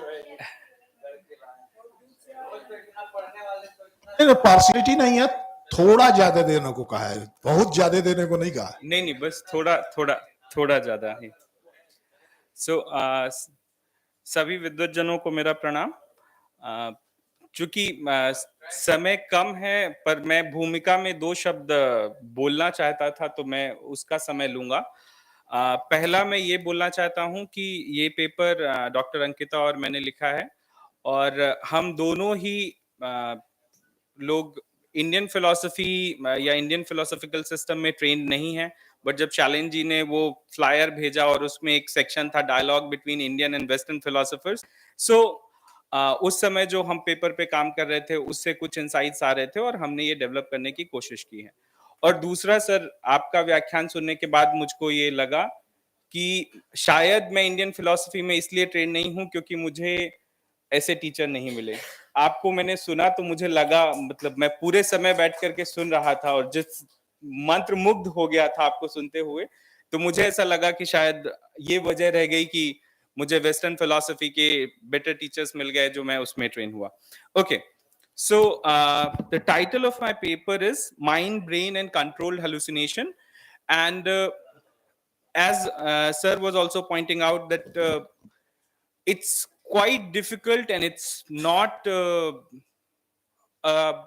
it would be a very hasty thing to map Indian philosophical concepts one to one with Western philosophical concepts.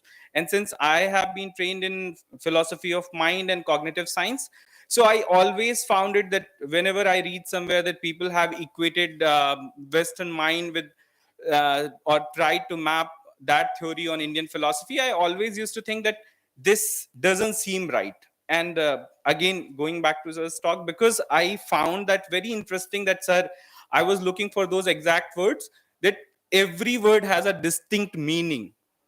And in Indian philosophy, there are so many interrelated concepts describing the phenomena related to consciousness, mind. So in West, we have just consciousness and mind. Here we have many. So they are referring to a specific distinct phenomena. Now, the paper is, so there is a recent research that is going on by a Sussex-based neuroscientist, Anil Seth. Professor Seth is of Indian origin, and some of you will be glad to know that his father was a scholar at Allahabad University. However, he is of Indian origin, based in Sussex. And in a very recent research, in his latest book, Being You, he has culminated a research that he has been doing for a long time. And in that book, what he has argued for is that the perception, or the how consciousness, or things about consciousness, he has theorized that perception is not an outside in process, but an inside out process. And he has supported it by multiple experiments that he has run in his lab. And this is a mathematical model that he's trying to present. So he talks about some due to paucity of time, I'm just going to name the experiments. So it's called phi phenomena or cutaneous rabbit. So if for the discussion, I can go into the details later on. So based on these experiments and based on the mathematical model, because he's a computational neuroscientist, he has theorized this, that perception is not an outside in process, rather inside out process. And what it means is that what is out there, that is not what we are really perceiving. So there is some objective reality, but that is not how perception is working. Perception is working inside out. What he means, that our brain is a prediction machine. So based on these experiments, we can see that we are able to predict or react to things when we know that that is what is about to happen, rather than when we are not knowing. And the data that we get from the sensory inputs, that data is what controls this prediction machine. So he talks about prediction and prediction errors. So what we perceive is basically a controlled hallucination.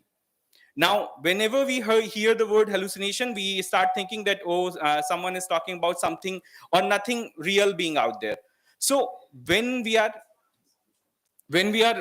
referring to hallucination, he's talking about control hallucination, and the focus emphasis being on control, because this control is being provided by the data that we are gathering through our senses.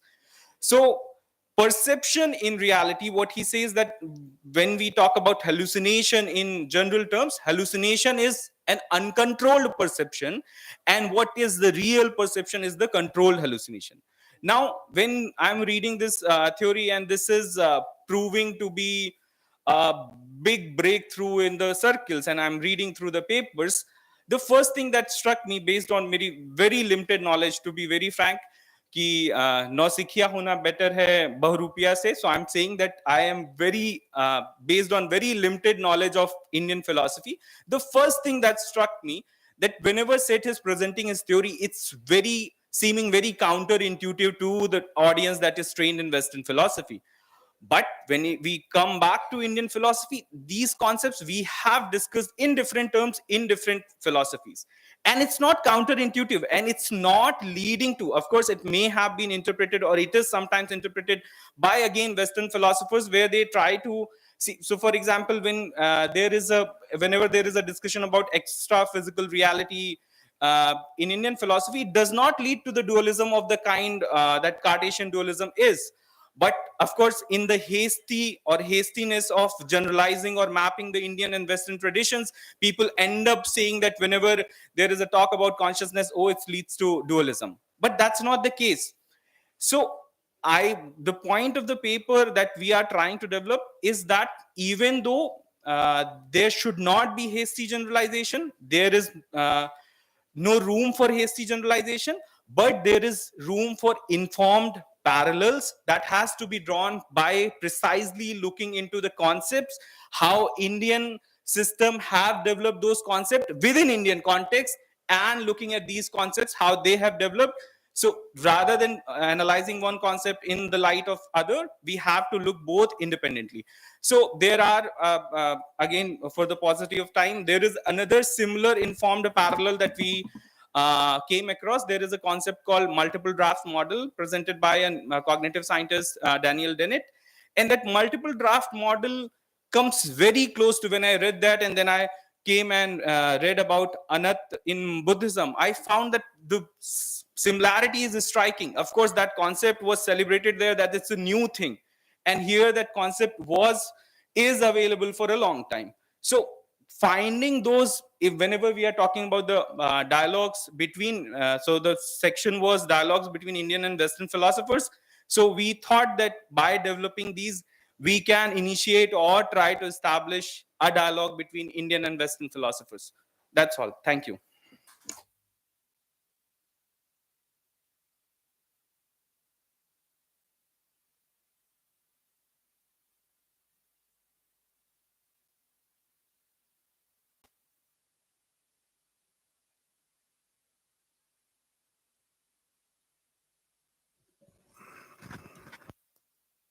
Questions, if there are questions. The 5 minutes.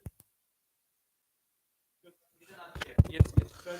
Now, we have ample time for discussions. And the So, sir, with your permission, can I say something? Yes. So, since I went through a few concepts very quickly, so in this question session, you can also ask me to clarify those particular points, and I can do that. Yes, ma'am, please. Congratulations, Abhishek ji. I just very shortly figure out two things. One statement of yours is that in Indian system of thinking, we use different terms for the using mind, chit, buddhi, etc. And in Western, only two terms, mind and consciousness. So would you, and senses are different, they accept senses. So would you explain, because in Indian system we says like Nayayika, इंद्रियार्थ सन्निकर्षोत्पन्नम ज्ञानम प्रत्यक्षम, तो जो सन्निकर्ष है मतलब the association है वो brain के साथ है या फिर माइंड के साथ है, एक क्वेश्चन है, because there is a difficulty. And second thing, when you said about the hallucinations, and you said that the uncontrolled hallucinations and controlled hallucinations. So do you think both are real? They cannot be uncontrolled and they cannot be real. As it's my thinking. You might be clear. Thank you very much.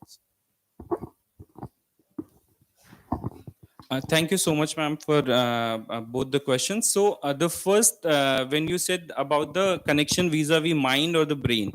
So the recent, of course, in West also there has been this distinction, and people have those who have maintained that it's just the brain and nothing more than that. They go towards different kinds within materialism and physicalism.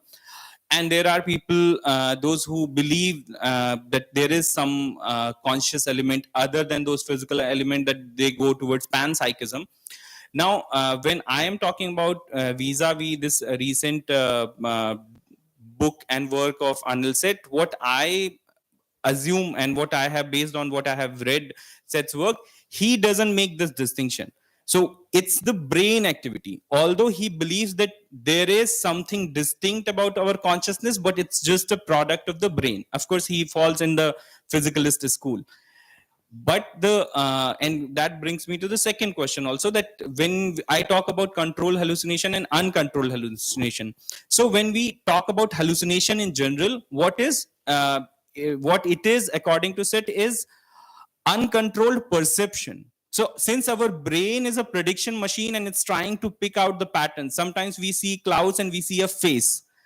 What this is doing is our brain predicting and our senses restricting that prediction error, that even though it looks like a face, it is clouds. So it's the constant interjection or constant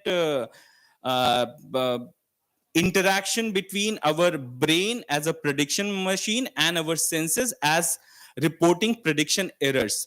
So for him, per se, both are real, because he talks about some syndromes where people have very vivid hallucination, and by those hallucination he is meaning uncontrolled hallucination, like you can keep on going in the story rather than just being that okay, something is the case and then you're realizing. So for him, it's both are real. Yes, ma'am. When we talk about the reality, then it means it is not the individual reality. It is the reality belongs to each and everyone. Ki for others it is real or not. Philosophy is not no, only individual perception. That there must be some universality among the perception or notion or the experience which should be stabilized. So, in that perspective, individual hallucination cannot be real. It may be real. So, for example, I can have an illusion of any dream bird, but and they repeatedly I experience this. For me, it is real. But when we talk about this to the other persons, they might have a joke that what she is saying. That means it might be myself. And similarly, in the religious field, mystic experience are the same. When we talk about the mystic experience, if any person says that I have such and such mystic experience, others says, how can you establish? How can you prove? Like that, the proving of the hallucination as true, that is a very big problem that we are psychological, rather hallucination to my mind is a psychological problem of an individual which can be interpreted by the psychologist and the physicist very better. But for philosophical, we are searching for the truth and the reality, then it has individual meaning maybe, but not a universal phenomenon. Thank you. Just very briefly, I will respond. The senses, the data that we are getting from the senses, that is what is controlling our hallucination, and that control is giving us an external reality because of the senses they are working in the same. That's why when some senses they misfire or they are not working, they have a different external perception as compared to people all of whose senses are working in the same manner. One thing, hallucination is always possible for individual only. Yes, ma'am. There is no possibility of universal hallucination. Yes. If there is an universal hallucination, then that is ignorance only. Yes. Yeah. And as so far the philosophy is concerned, philosophy cannot say anything about the hallucination. Error or ignorance is another thing. Either incognition or ignorance is not hallucination. Yes. So when we hear the word hallucination, Actually, this term comes from the psychology. yes. And somehow we can use this in cognitive science, Yes. but not in epistemology. Arey, Yes, sir, please. can I ask something? Okay.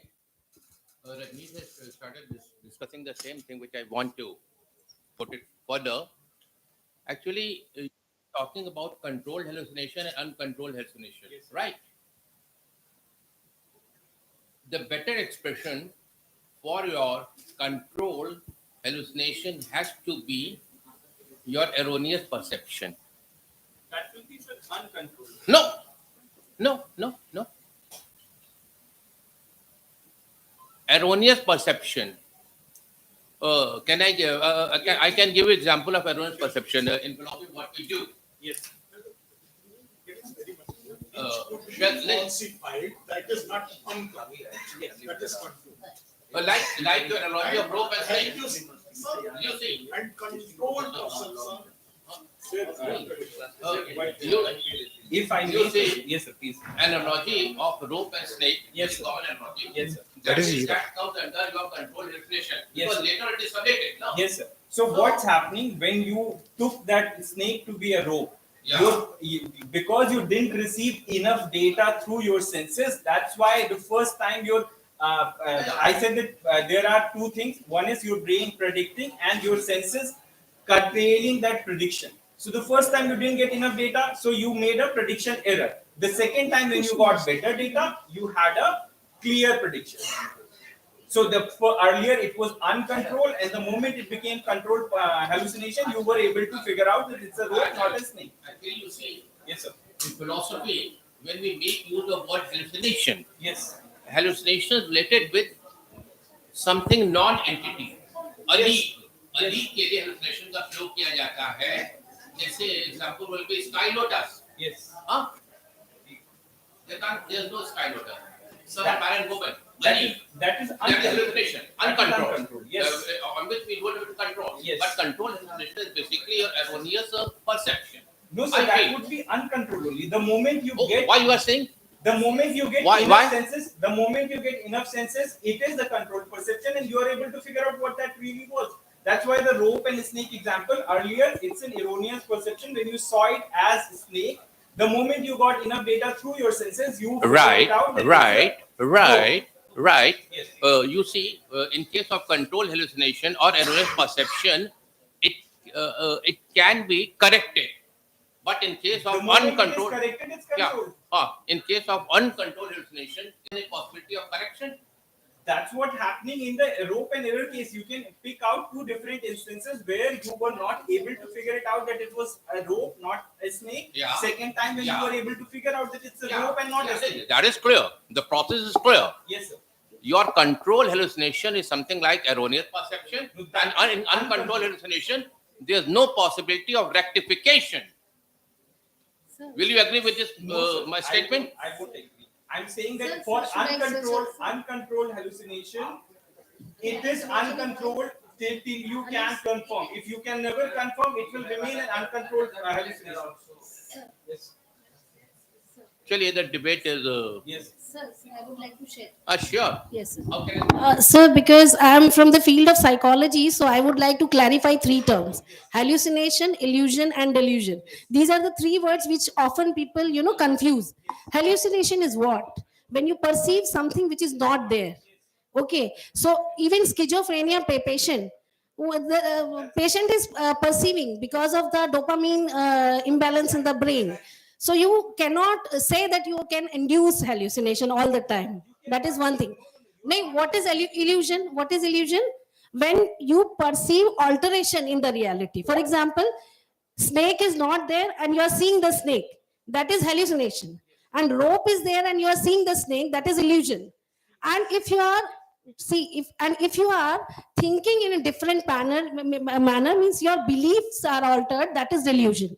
So sir, what sir is telling, to some extent I agree with him, because hallucination is something which cannot be induced in that way to, I think there should be a little change in the One very small thing that I think so much disagreement is about because of the use of the word But hallucination. the focus, as I said while speaking, the focus remains on the controlled part. So what we generally understand by hallucination, that's uncontrolled perception. And what See, controlled you cannot is- see, sir. What is perception? Giving meaning to sensation is called perception. There are so many things, sir. Just a minute. So many things are there right now, but we are not perceiving each and everything. We can miss out something. So we always filtered out the stimulus which is falling on our sense organs, and then only limited things we perceive. So you cannot call that hallucination. Hallucination is entirely a different thing. The terminology it should be altered. Thank you so much, sir. That is what I wanted to say. Thank you, sir. just a small clarification that it's called controlled hallucination for this very reason, because the process has been described inside out rather than outside in. I think that is Good. yes, ma'am. Please. Anything regarding hallucination or illusion, I have no question regarding that, but it was very good presentation, very interesting, engaging. And I have interest, since you discussed about consciousness and the mind brain relation and all. So I just want to know that in the context of Western tradition, when we understand the problem of consciousness, do you see, like, apart from dualism and physicalism, is there any other approach they have developed so far? So Yeah. physicalism is a major Apart from these two. Yeah, so physicalism is a major umbrella term, and because of this being a broader term, so there are functionalists who are really claiming that they are agnostic about the ontological basis. They are trying to explain the function. So for them, they some of them are claimed as physicalist or materialist, but some of them, they don't agree with this distinction. They don't want themselves to be branded as physicalist, some functionalist. And on the other hand, there is a recent philosopher who's working on the other position that's called panpsychism, and Philip Goff, he's writing on panpsychism, where he's theorizing, as sir was saying, that in Western philosophy they always start with a presupposition, and they have a presupposition. Philip Goff has a presupposition that everything is conscious in some sense, and it's the matter of degrees that's different, and that's his theory that he's trying to propound. So that is another position. Thank you, ma'am. Sir, all the speakers are so good that so many questions are arising, but I think Yes. the discussion will continue with lunch. Let us move on to the next Yes, speaker. yes. Yes, sir. Thank you. Mr. Akhlaq. Now the next speaker is Mr. Akhlaq. I request you to.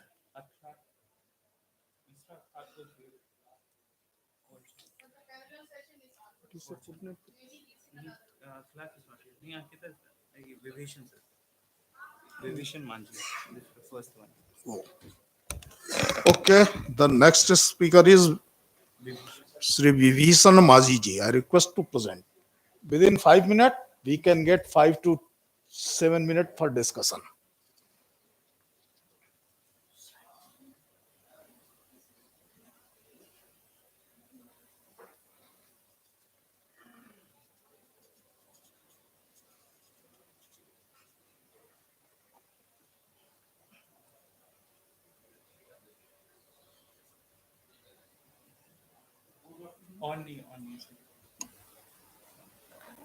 Good afternoon, respected chair professor and my most revered professors in audience and dear friends.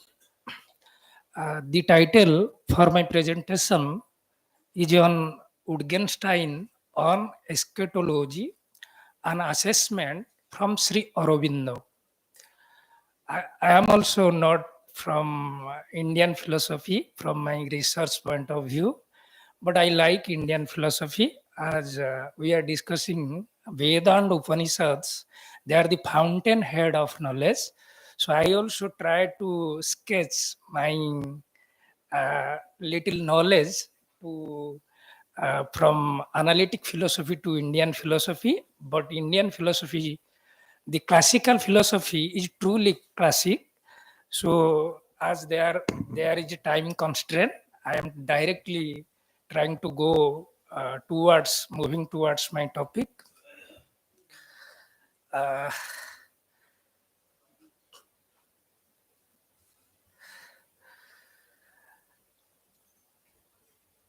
These are my section outlines, main objectives, origin of eschatology, its Upanishadic view and modern view. Then my second section, which will deals with meaning of life, notion of death, and the concept of a happy man and unhappy man. And the third section is on Sri Aurobindo concept of eschatology, on Superman and divine man, doctrine of evolution and involution, and then the concluding observations. My main objective is to philosophize the life of a man with reference to early Wittgenstein, Sri Aurobindo, and the ancient Upanishads. In my paper, an attempt is made to go beyond the problems that confront in philosophy and religion on the conception of eschatology. I am trying to provide a constructive critique of the prospects of Wittgenstein that that extends the idea to understand the meaning of life in a better way.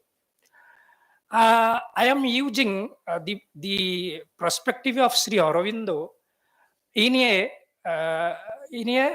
constructive critique of Ludwig Wittgenstein. Sri Aurobindo proposing a complementary thesis for my purpose of paper. Next, the etymological meaning of eschatology and its Upanishadic view. The notion eschatology is derived from the Greek word eschaton or eschatos, which is about the last thing, the last event, meaning reasoning about the end in personal as well as universal level. In Sanskrit terminology, as I said, I am not from Indian philosophy, but I am trying to elaborate something on Indian philosophy also. In Sanskrit terminology, the conception of eschatology is called Utkramana Shastra, originated from the term Utkramana, means to set off, to go out, or to pass away. According to Indian philosophy, from Upanishadic point of view also, it deals with death, judgment, heaven and hell, the ultimate goal of soul, rebirth and liberation. The concept of Utkrama is mainly rooted in the theory of karma, in Sanskrit called the theory of karma. The karmas of jivas decide their destiny after death. According to Brihadaranyaka Upanishad, when the soul departs, the pran follows. When the pran departs, the organs follows. So, in general, basically, liberation is the ultimate goal of Shankar's eschatological view. Next. From modern perspective, it has also greater relevance. So there is a time constraint. So main points I am trying to highlight. The globalization process taking place in the modern world all the time causes aggravation of eschatological aspects, which are an integral part of the work outlook. The essential aspect of eschatology clearly comes to the fore, can be reduced to the concern about the fate of man as an individual and the world as a whole. In the light of the idea of the death of the world and the future after it, this is the main concern, expressed mainly in the idea of salvation. Hence, the evolution of metaphysics of the eschatology provides the reason to assign a leading role, not so much to the death of the world, but to the idea of a future world and salvation. Because the very existence of the human race is being questioned. This is an important concern in our modern way of leading life. Next. The next section, please next. The next section will on Wittgenstein on problem of life. Please next. Yes. Wittgenstein, he's as per my understanding, Wittgenstein is a philosopher of life. He's a philosopher of language. For him, language and life go together. Instead of going towards analytic philosophy, I'm trying to make it towards Indian philosophical perspective. Meaning of life, according to Wittgenstein, is a key problem, is a major problem. To question about the meaning of life means what makes our life worth living. Meaning of life means the meaning of the world. The world and life are one, according to Wittgenstein. As my topic is on eschatology, eschatology deals with the last event about death, the final, the summum, the ultimate aspect of our life. The hell and heaven kind of discussion, the prophecy of heaven and hell is not to be perceived as lying outside of the world, but in the world itself. According to Wittgenstein, which is very, very interesting, his aphorism, death is not an event of life. Then what? What is death? If death is not an event of life. So this statement suggests that our physical body only die, not life. And at death, the world does not alter. Physiological life is, of course, not life. Even not psychological life, also life. For Wittgenstein, life itself is the world. Wittgensteinian approach is a kind of a transcendental approach, which is also Advaitic aspect. According to Wittgenstein, when all possible scientific questions have been answered, the problems of life remain completely untouched. Next. Please, next.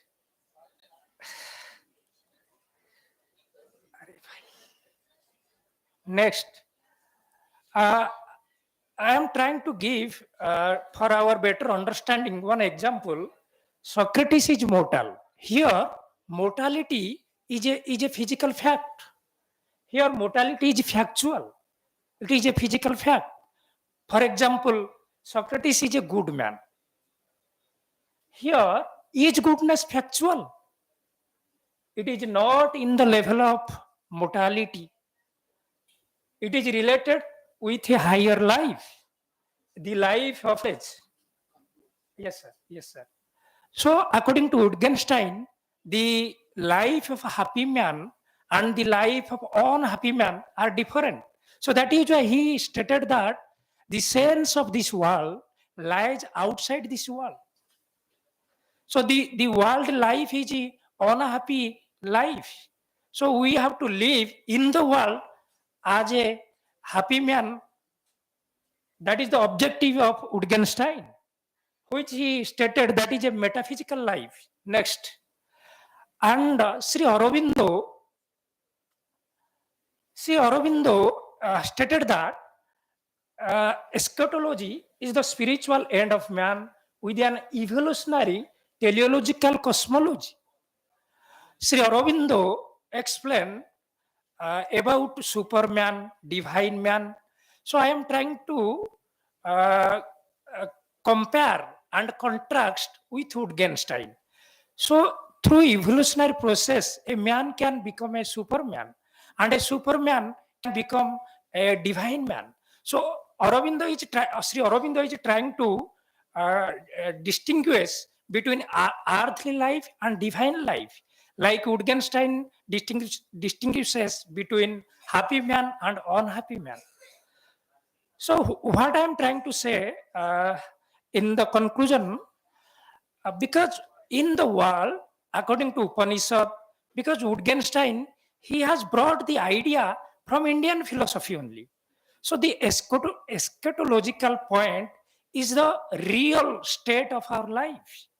So that is, as I said, the sense of this world lies outside of this world. So the outside part is very significant for our life to lead a meaningful life. Thank you so much.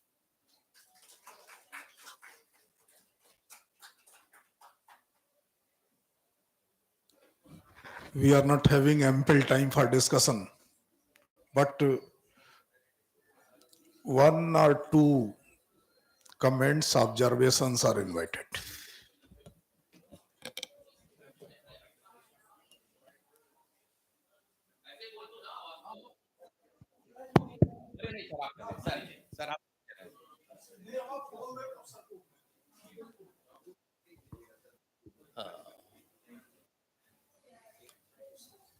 You have tried to formulate entirely new thesis by trying to make a comparison between Wittgenstein and Aurobindo.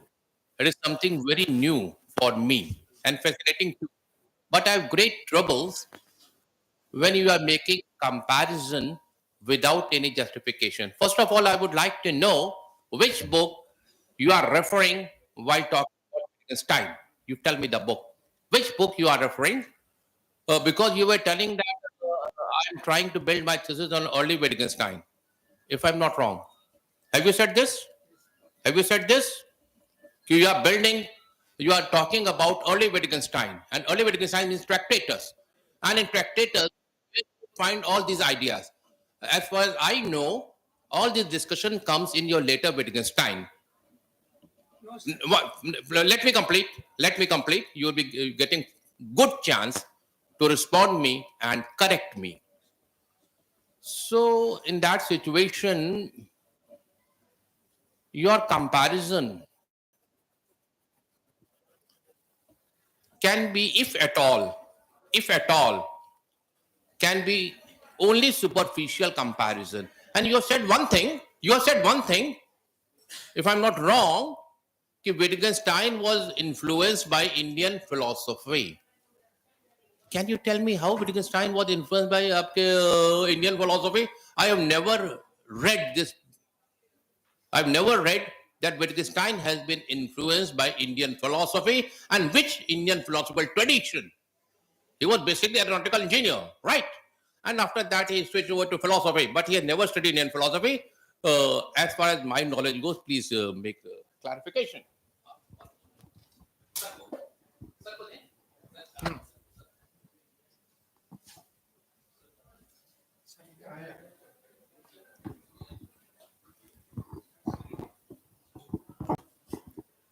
So, actually, the question which I was contemplating has been partly raised by Dr. Shukla.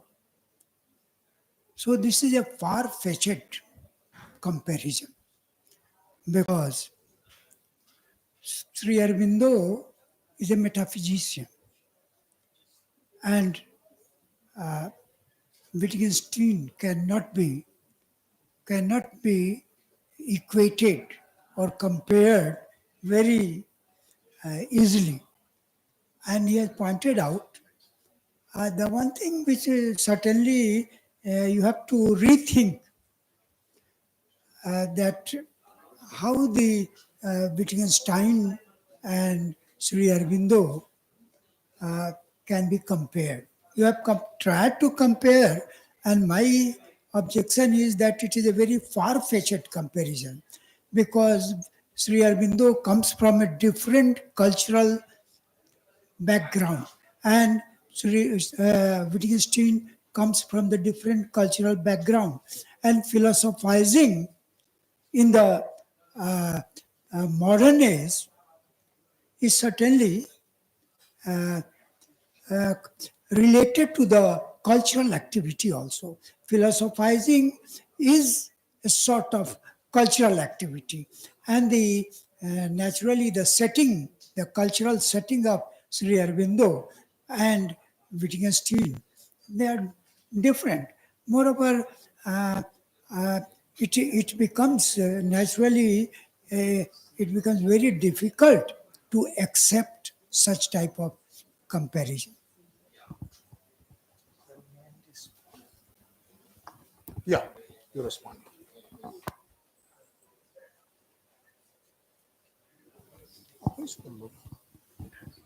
That will be good.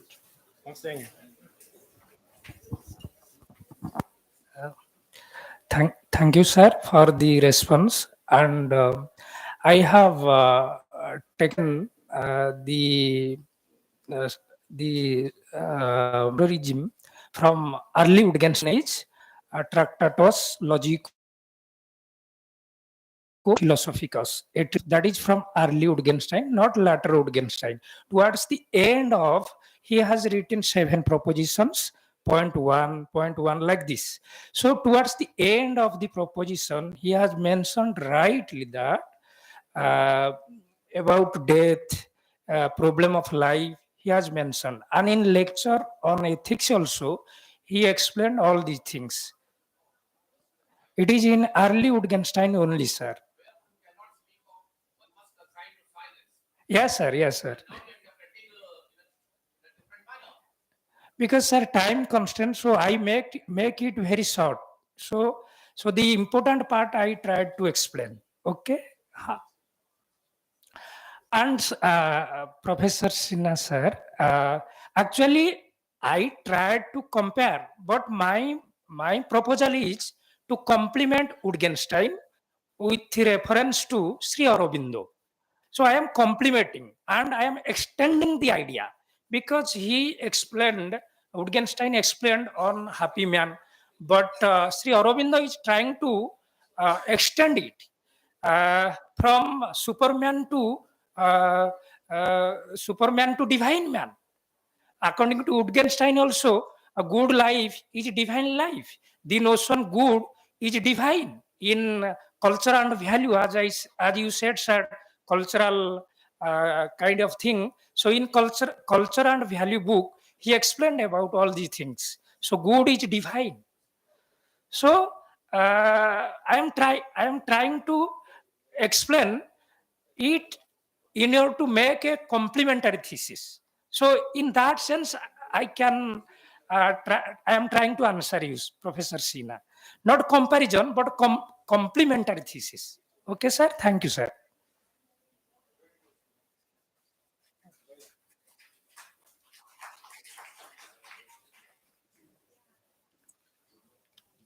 We are having 5 minutes more for discussions.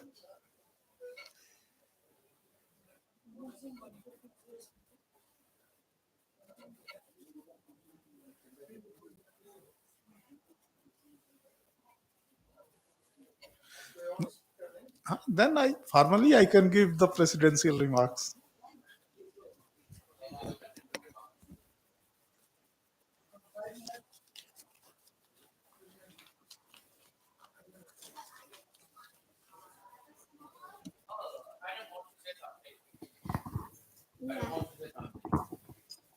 It's good that you also are you work with Professor Panda, right? Cirula. Okay. So I just wanted to know because see the kind of that dead and last and another things were also there in Heidegger, especially in Being and Time when he talks about the death as Dasein's potentiality to be in the world and being towards death. So I was fascinated, I think, and how would you see, because the Wittgenstein's understanding is completely into the analytical tradition, and then this person comes and I think it will be appropriate. I don't know how you will take it. So and then how do you relate that Heideggerian way of that Dasein's understanding towards being in the world and death, and then this dead end? Because Heidegger, while talking about that, he says that it is a potentiality, it is not the actuality that is yet to, because who's experiencing that? It is not the design who's experiencing that, it is the death of the other that makes us more concerned, and that makes us more rooted to be in the world. And that is where the design starts questioning its own authenticity. Am I being authentic? So I don't know, it's just I mean passing reference that I'm making, which is not related to your presentation, I know that.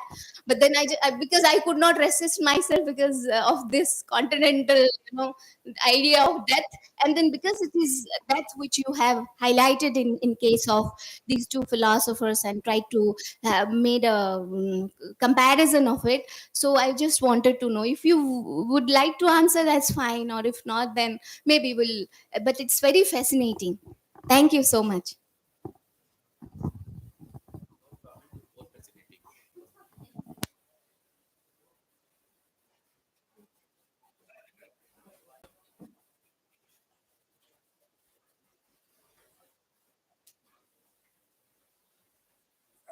The idea eschatology also discussed in the existential philosophy, you are right.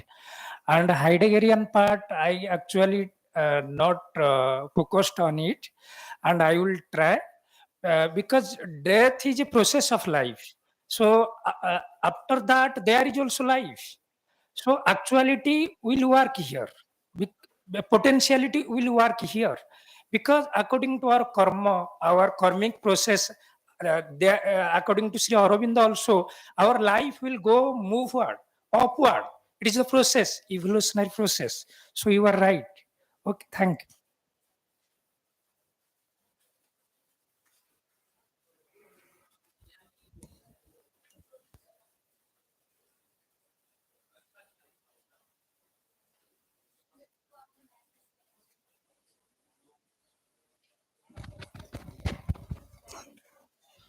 दो पत्रों पर हमको लगभग 50 minute का समय मिला. It's good. This phenomena is lacking in the philosophy seminars. It's difficult to just saying something about the conclusion in philosophy is neither good not possible. तो इस दृष्टि से ठीक, पर दोनों ही पेपर एक तरह से कंपैरेटिव फिलोसफी को केंद्रित करके थे, और दोनों की विशेषता थी कि comparison between two type of thought और टू टाइप्स ऑफ फिलोसफीज थी. अच्छा था सिंधु ने कहा कि अगर मेजर अरविंद को देखना है तो हम यूरोप में निश्चित रूप से हाइडेगर के को सबसे नजदीक देख सकते हैं. लेकिन एक नया तरीका है. मैं नया तरीका क्यों है इसको चर्चा करूंगा कि भारत में जो कंपैरेटिव फिलोसफी की हिस्ट्री है, actually history of the comparative philosophy is the history of Indian philosophy for westerners. The entire comparative philosophy is confluence and encounter between the Europe and India, nothing else. तो ये जो comparative philosophy की history है, इसमें जो सबसे authentic काम किया था जे.आर. बैलेंटाइन ने, और जे.आर. बैलेंटाइन ने कंपैरेटिव फिलोसफी पर जो पहला काम किया वो अंग्रेजी में नहीं लिखा था, वो संस्कृत में लिखा था. And tried to compare the British empiricist tradition with the Nyaya philosophy. ये सच है क्या? ये संभव है क्या? इंडियन फिलोसफी वेस्टर्न फिलोसफी की दोनों ट्रेडिशंस को थोड़ा भी जानने वाला विद्यार्थी ये जानता है कि एम्पिरिसिस्ट ट्रेडिशन और न्याय ट्रेडिशन एक नहीं हो सकते हैं. Nyaya is realist philosophy but not empiricist. लेकिन इसके प्रयास तो किए गए, और उस प्रयास के कारण से भारतीय दर्शनों का कितना फायदा हुआ ये तो मैं नहीं जानता हूं, लेकिन डिस्कशन के लिए नए रास्ते खुले हैं. ये सही बात है कि कंपैरिजन का मतलब सिमिलरिटीज की तलाश नहीं है. कंपैरिजन का मतलब डिफरेंसेस की तलाश भी नहीं है. अब इसकी जरूरत नहीं. Whenever we compare, we select, we choose. Comparison का तात्पर्य कंपेयर करना, विशेष करके फिलोसॉफिकल डिसिप्लिन्स में कंपेयर करने का तात्पर्य है we are free to think, we are free to choose, we are free to choose, we are free to select, but we are not free to get. इतना ध्यान रखने की जरूरत है. if we are not free to get, then we are not free to choose or select without limitations and boundaries. And the language terminology are the boundaries. Language and terminology is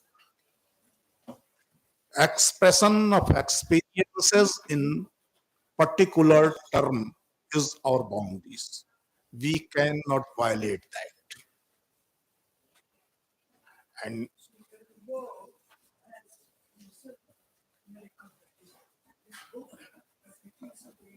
best.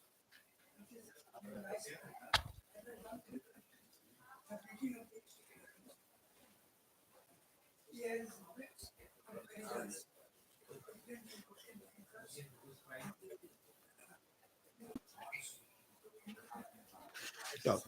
And even in Life Divine, in the very first 3 chapters, Aurobindo compares the Eastern philosophy and Western philosophy. But comparison is a methodology. To use that methodology, we cannot change the meaning, concept, meaning of any idea out of the very system. जो JR. Valentine ने किया था, हम वैसा करते हैं तो comparison नहीं होता, वो कल्चरल हेजिमोनी होती है। कंपैरिजन फ्रीडम देता है, कल्चरल हेजिमोनी हमेशा सप्रेशन देती है। अप्रेशन और सप्रेशन ये कंपैरिजन की मेथोडोलॉजी में नहीं चल सकता है। कठिनाई है कि हम जिसकी चर्चा पिछले सत्र में भी मैं की थी कि हम कुछ लिंग्विस्टिक सिमिलरिटीज के आधार पर एक समझ लेते हैं,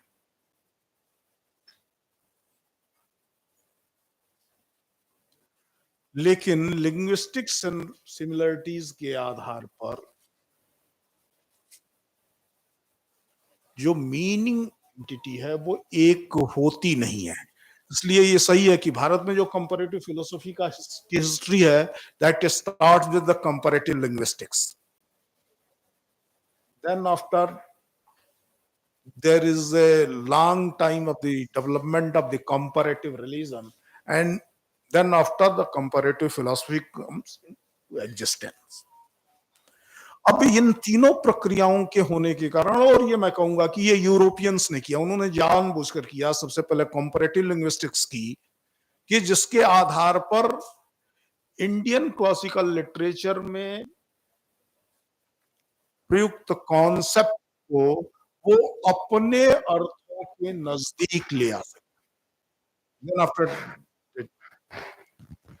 done the comparative religion, और उसके आधार पर उन्होंने भारतीय धर्म व्यवस्था को रिलीजन के रूप में कन्वर्ट करने में इतनी सफलता पाई कि भारत में धर्म और फिलोसफी दो डिस्टिंक्ट चीजें नहीं है। लेकिन गलती कहां तक हो गई कि राधाकृष्णन जैसा इंडोलॉजिस्ट, इंडियन फिलोसफी का स्कॉलर, वो भी बड़ी गलती कर बैठता है और कंपैरिजन करता है Indian religions and western thought. ये संभव है क्या? जहां रिलीजन नहीं था वहां रिलीजन की कल्पना की, और जहां no thought apart from the religious thought, वहां थॉट की कल्पना की। ये गलती इस कंपैरेटिव लिंग्विस्टिक्स, कंपैरेटिव रिलीजन से के रास्ते चले हुए कंपैरेटिव फिलोसफी के कारण से रही है। इसलिए फिलोसॉफिकल कंपैरिजन में हमें दो चीजों को ध्यान देने की जरूरत है। तो कंपैरेटिव फिलोसफी, कंपैरेटिव लिंग्विस्टिक्स और comparative philology is the important and necessary tool for the comparative philosophy. लेकिन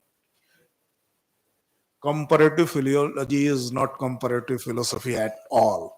That philological studies or the linguistic studies are not the cultural studies.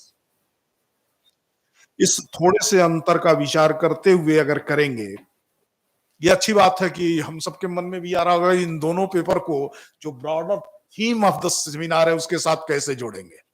But this may be taken as new initiation for a new dialogue, new initiation, novel initiation for a new debate। इस रूप में हम इसको ले सकते हैं। फिर भी दोनों युवा विचारकों ने अपने ढंग से सोचने का प्रयास किया, पर मैं ये जरूर कहूंगा कि आपको थोड़ा धीरज का परिचय देना पड़ेगा, थोड़ा प्रॉब्लम्स को आइडेंटिफाई करना पड़ेगा, whether that problem really exists or not. समस्या हो ही नहीं और उसके समाधान की ओर निकलेंगे तो एक प्रकार की बहुत बड़ी पद्धतिगत गलती होगी। इस गलती से के कारण से, और आप पहली बार कर रहे हैं ऐसा नहीं है, ये बड़े बड़े स्कॉलर्स ने किया है, मैंने एक का नाम भी ले लिया, बड़े बड़े स्कॉलर्स ने भारत के अंदर किया है। और वो एक जो कल्चरल डोमिनेंस था यूरोप का, उसने जो कल्चरल हेजिमोनी या कल्चर ऑफ पोलरिटी स्टेब्लिश की, कल्चरल पोलरिटी की अवधारणा स्पष्ट की थी, उसके कारण से हुआ है। मुझे लगता है कि हमको आज इससे बचना है और एक genuine and justified philosophical discourse खड़ा करना पड़ेगा। इसी के साथ मैं आप सबको धन्यवाद देता हूं, क्योंकि एक साथ लगातार किसी आदमी को 2 सत्रों में झेलना ये अपने आप में कठिन काम होता है। आप सबने उसको प्रसन्नता पूर्वक मुस्कुराते हुए किया है। इस नाते व्यक्तिगत रूप से अपनी ओर से धन्यवाद देता हूं और सभी प्रेजेंटर्स की ओर से धन्यवाद देता हूं।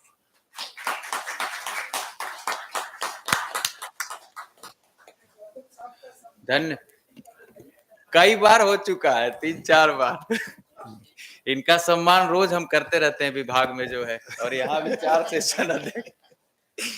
अब इतना सुंदर, सुखद और क्या कहें कि ज्ञान का जो समागम आयोजित हुआ और उसकी संपूर्ति इस ढंग से हुई, ऐसे संभाषणों के साथ हुई, ऐसे बीज वक्तव्य के साथ हुई, तो ये सब कुछ श्रेय जाता है इस धरती को, जो वाकई में ज्ञान की धरती है और ज्ञान से जो है मोक्ष प्राप्त होता ही होता है। तो आप सब इन सब के लिए एक बार करतल ध्वनि से हम सब के लिए एक दूसरे को क्लैप करें। और प्रोफेसर गौतम कुमार सिन्हा औपचारिक रूप से धन्यवाद ज्ञापन की प्रक्रिया समाप्त करेंगे, उसके बाद कुछ सूचना है। मैं धन्यवाद कर दीजिए। Most respected Professor Ramesh Chandra Sinha sir, Professor Rajneesh Kumar Shukla sir, Professor B.B. Sharma sir, Madam Kismat Kumar Singh ji, Syamal ji, our friend, and Madam Poonam madam, and all my friends. We are in fact parking on very good note, and we enjoyed all the sessions, and all the sessions were very lively. And this question answer session, I think it is also a part of bath discussion. We all came to certain conclusion. Otherwise, in future too, we will think over it. It's a rare topic. I think within 10 to 15 years, whatever my tenure is, it is a rare topic. And for that, I would not hesitate to say it is one man's show, Dr. Shalendra Kumar Singh. Whole credit goes to him. Just a minute. Let me express my feelings for you. So, really, it was very nice topic designed. Of course, we were there, like elder brother to him, and Professor Javed Anjum, presently head of the department. Day and night, tirelessly, we are working, and he is working for the successful completion of this seminar. And our hearts are full of, happiness. You all came from different parts of the country, right from north to south, east to west. And again, in future, we would meet very soon. And now, what to give thanks? You all are, belonging to this community, philosophical community. Take it up to height. And because philosophy is our, I can say, first love. By philosophy, we are here, and our all the problems are over due to this philosophy. Being a teacher of philosophy, but it's still our duty is just to hand over this to coming generations. What is the beauty of philosophy? Why it is explained the discipline of wisdom and mother of all the subjects. It should be in that way to be handed over to next generation. And now, nothing more to say. We will have enough time to talk over this topic. Now it is time for lunch. You all are lunch. Yes, it should be announced. नाराज हो गए हैं आपकी बातों से, मेरी नौकरी खतरे में पड़ने वाली है। तो